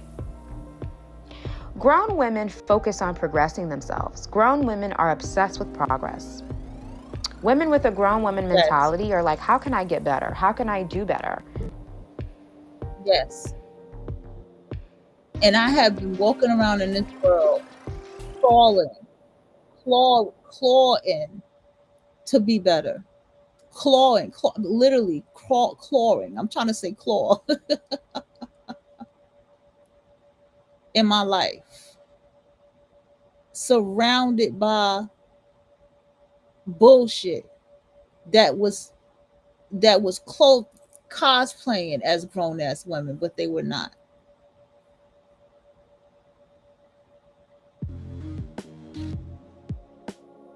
How can I get further? How can I grow in life? What can I change? What needs to be altered? Yes. What needs to be added and removed for me to keep progressing? Childish women don't focus on progress because they're too busy focused on other women. They can't progress because their eyes are not on their paper. They don't look at their plate. They're looking at the plates of women around them. They're comparing their plate to the women around them. And they're obsessing over other women. They are foaming at the mouth at women in their proximity. So you're not even in the mindset to progress, because progress requires an extreme level of focus. You are hyper fixated on women around you. So there's no room for progress. Progress is an energy. Progress does not enter that kind of atmosphere. You're too busy looking around. Imagine when you run, and if you're trying to run straight on a track field and you start looking around as you run, you're going to trip and fall and break your jaw. Excellent. So there's no moving forward while looking around. Grown women understand that. They are focused on progressing, tunnel vision, and getting ahead. Childish women are focused on other women's progression. They're too busy looking around. So they're running in place. You know who was the first woman that I seen in my life that copied my contacts and copied my hairstyle? My own mother. My own mother did that to me. I came outside. Because that was my look. I had brown contacts. I had auburn hair, the same color as Free from 106 Park. Don't stop playing like y'all know who that is. I had my hair just like that. I had the color, the hazel contact. It wasn't even hazel. They was another color. They was called auburn. They were the same color as my hair. And I had my hair braided. It was all my hair. I had my own hair braided back. And I had a very simple style. I had my pants, and sometimes I wore like different colored tank tops, and I had on my t-shirts. I'm just laughing at myself. I was just laughing at myself. But that was my style, and I might rock a hat or something, right? And I swear to you, she had her hair braided back, and she had contacts in her eyes, just like me. And it's like when she saw that I saw her, it was like my own mother. It's like I think about it now, and it's so fucked up. Like my own mother was in competition with me. And see, she she probably does specialize in talking to women like myself, because if you're not careful, right? This is why I'm very against teen parents. And I'm going to go a little bit further into why I'm saying this. I know this is a long ass show, but I got a lot to say. I'm very against teen parents, and I'm going to stop this, and I'm going to come back and talk about this. So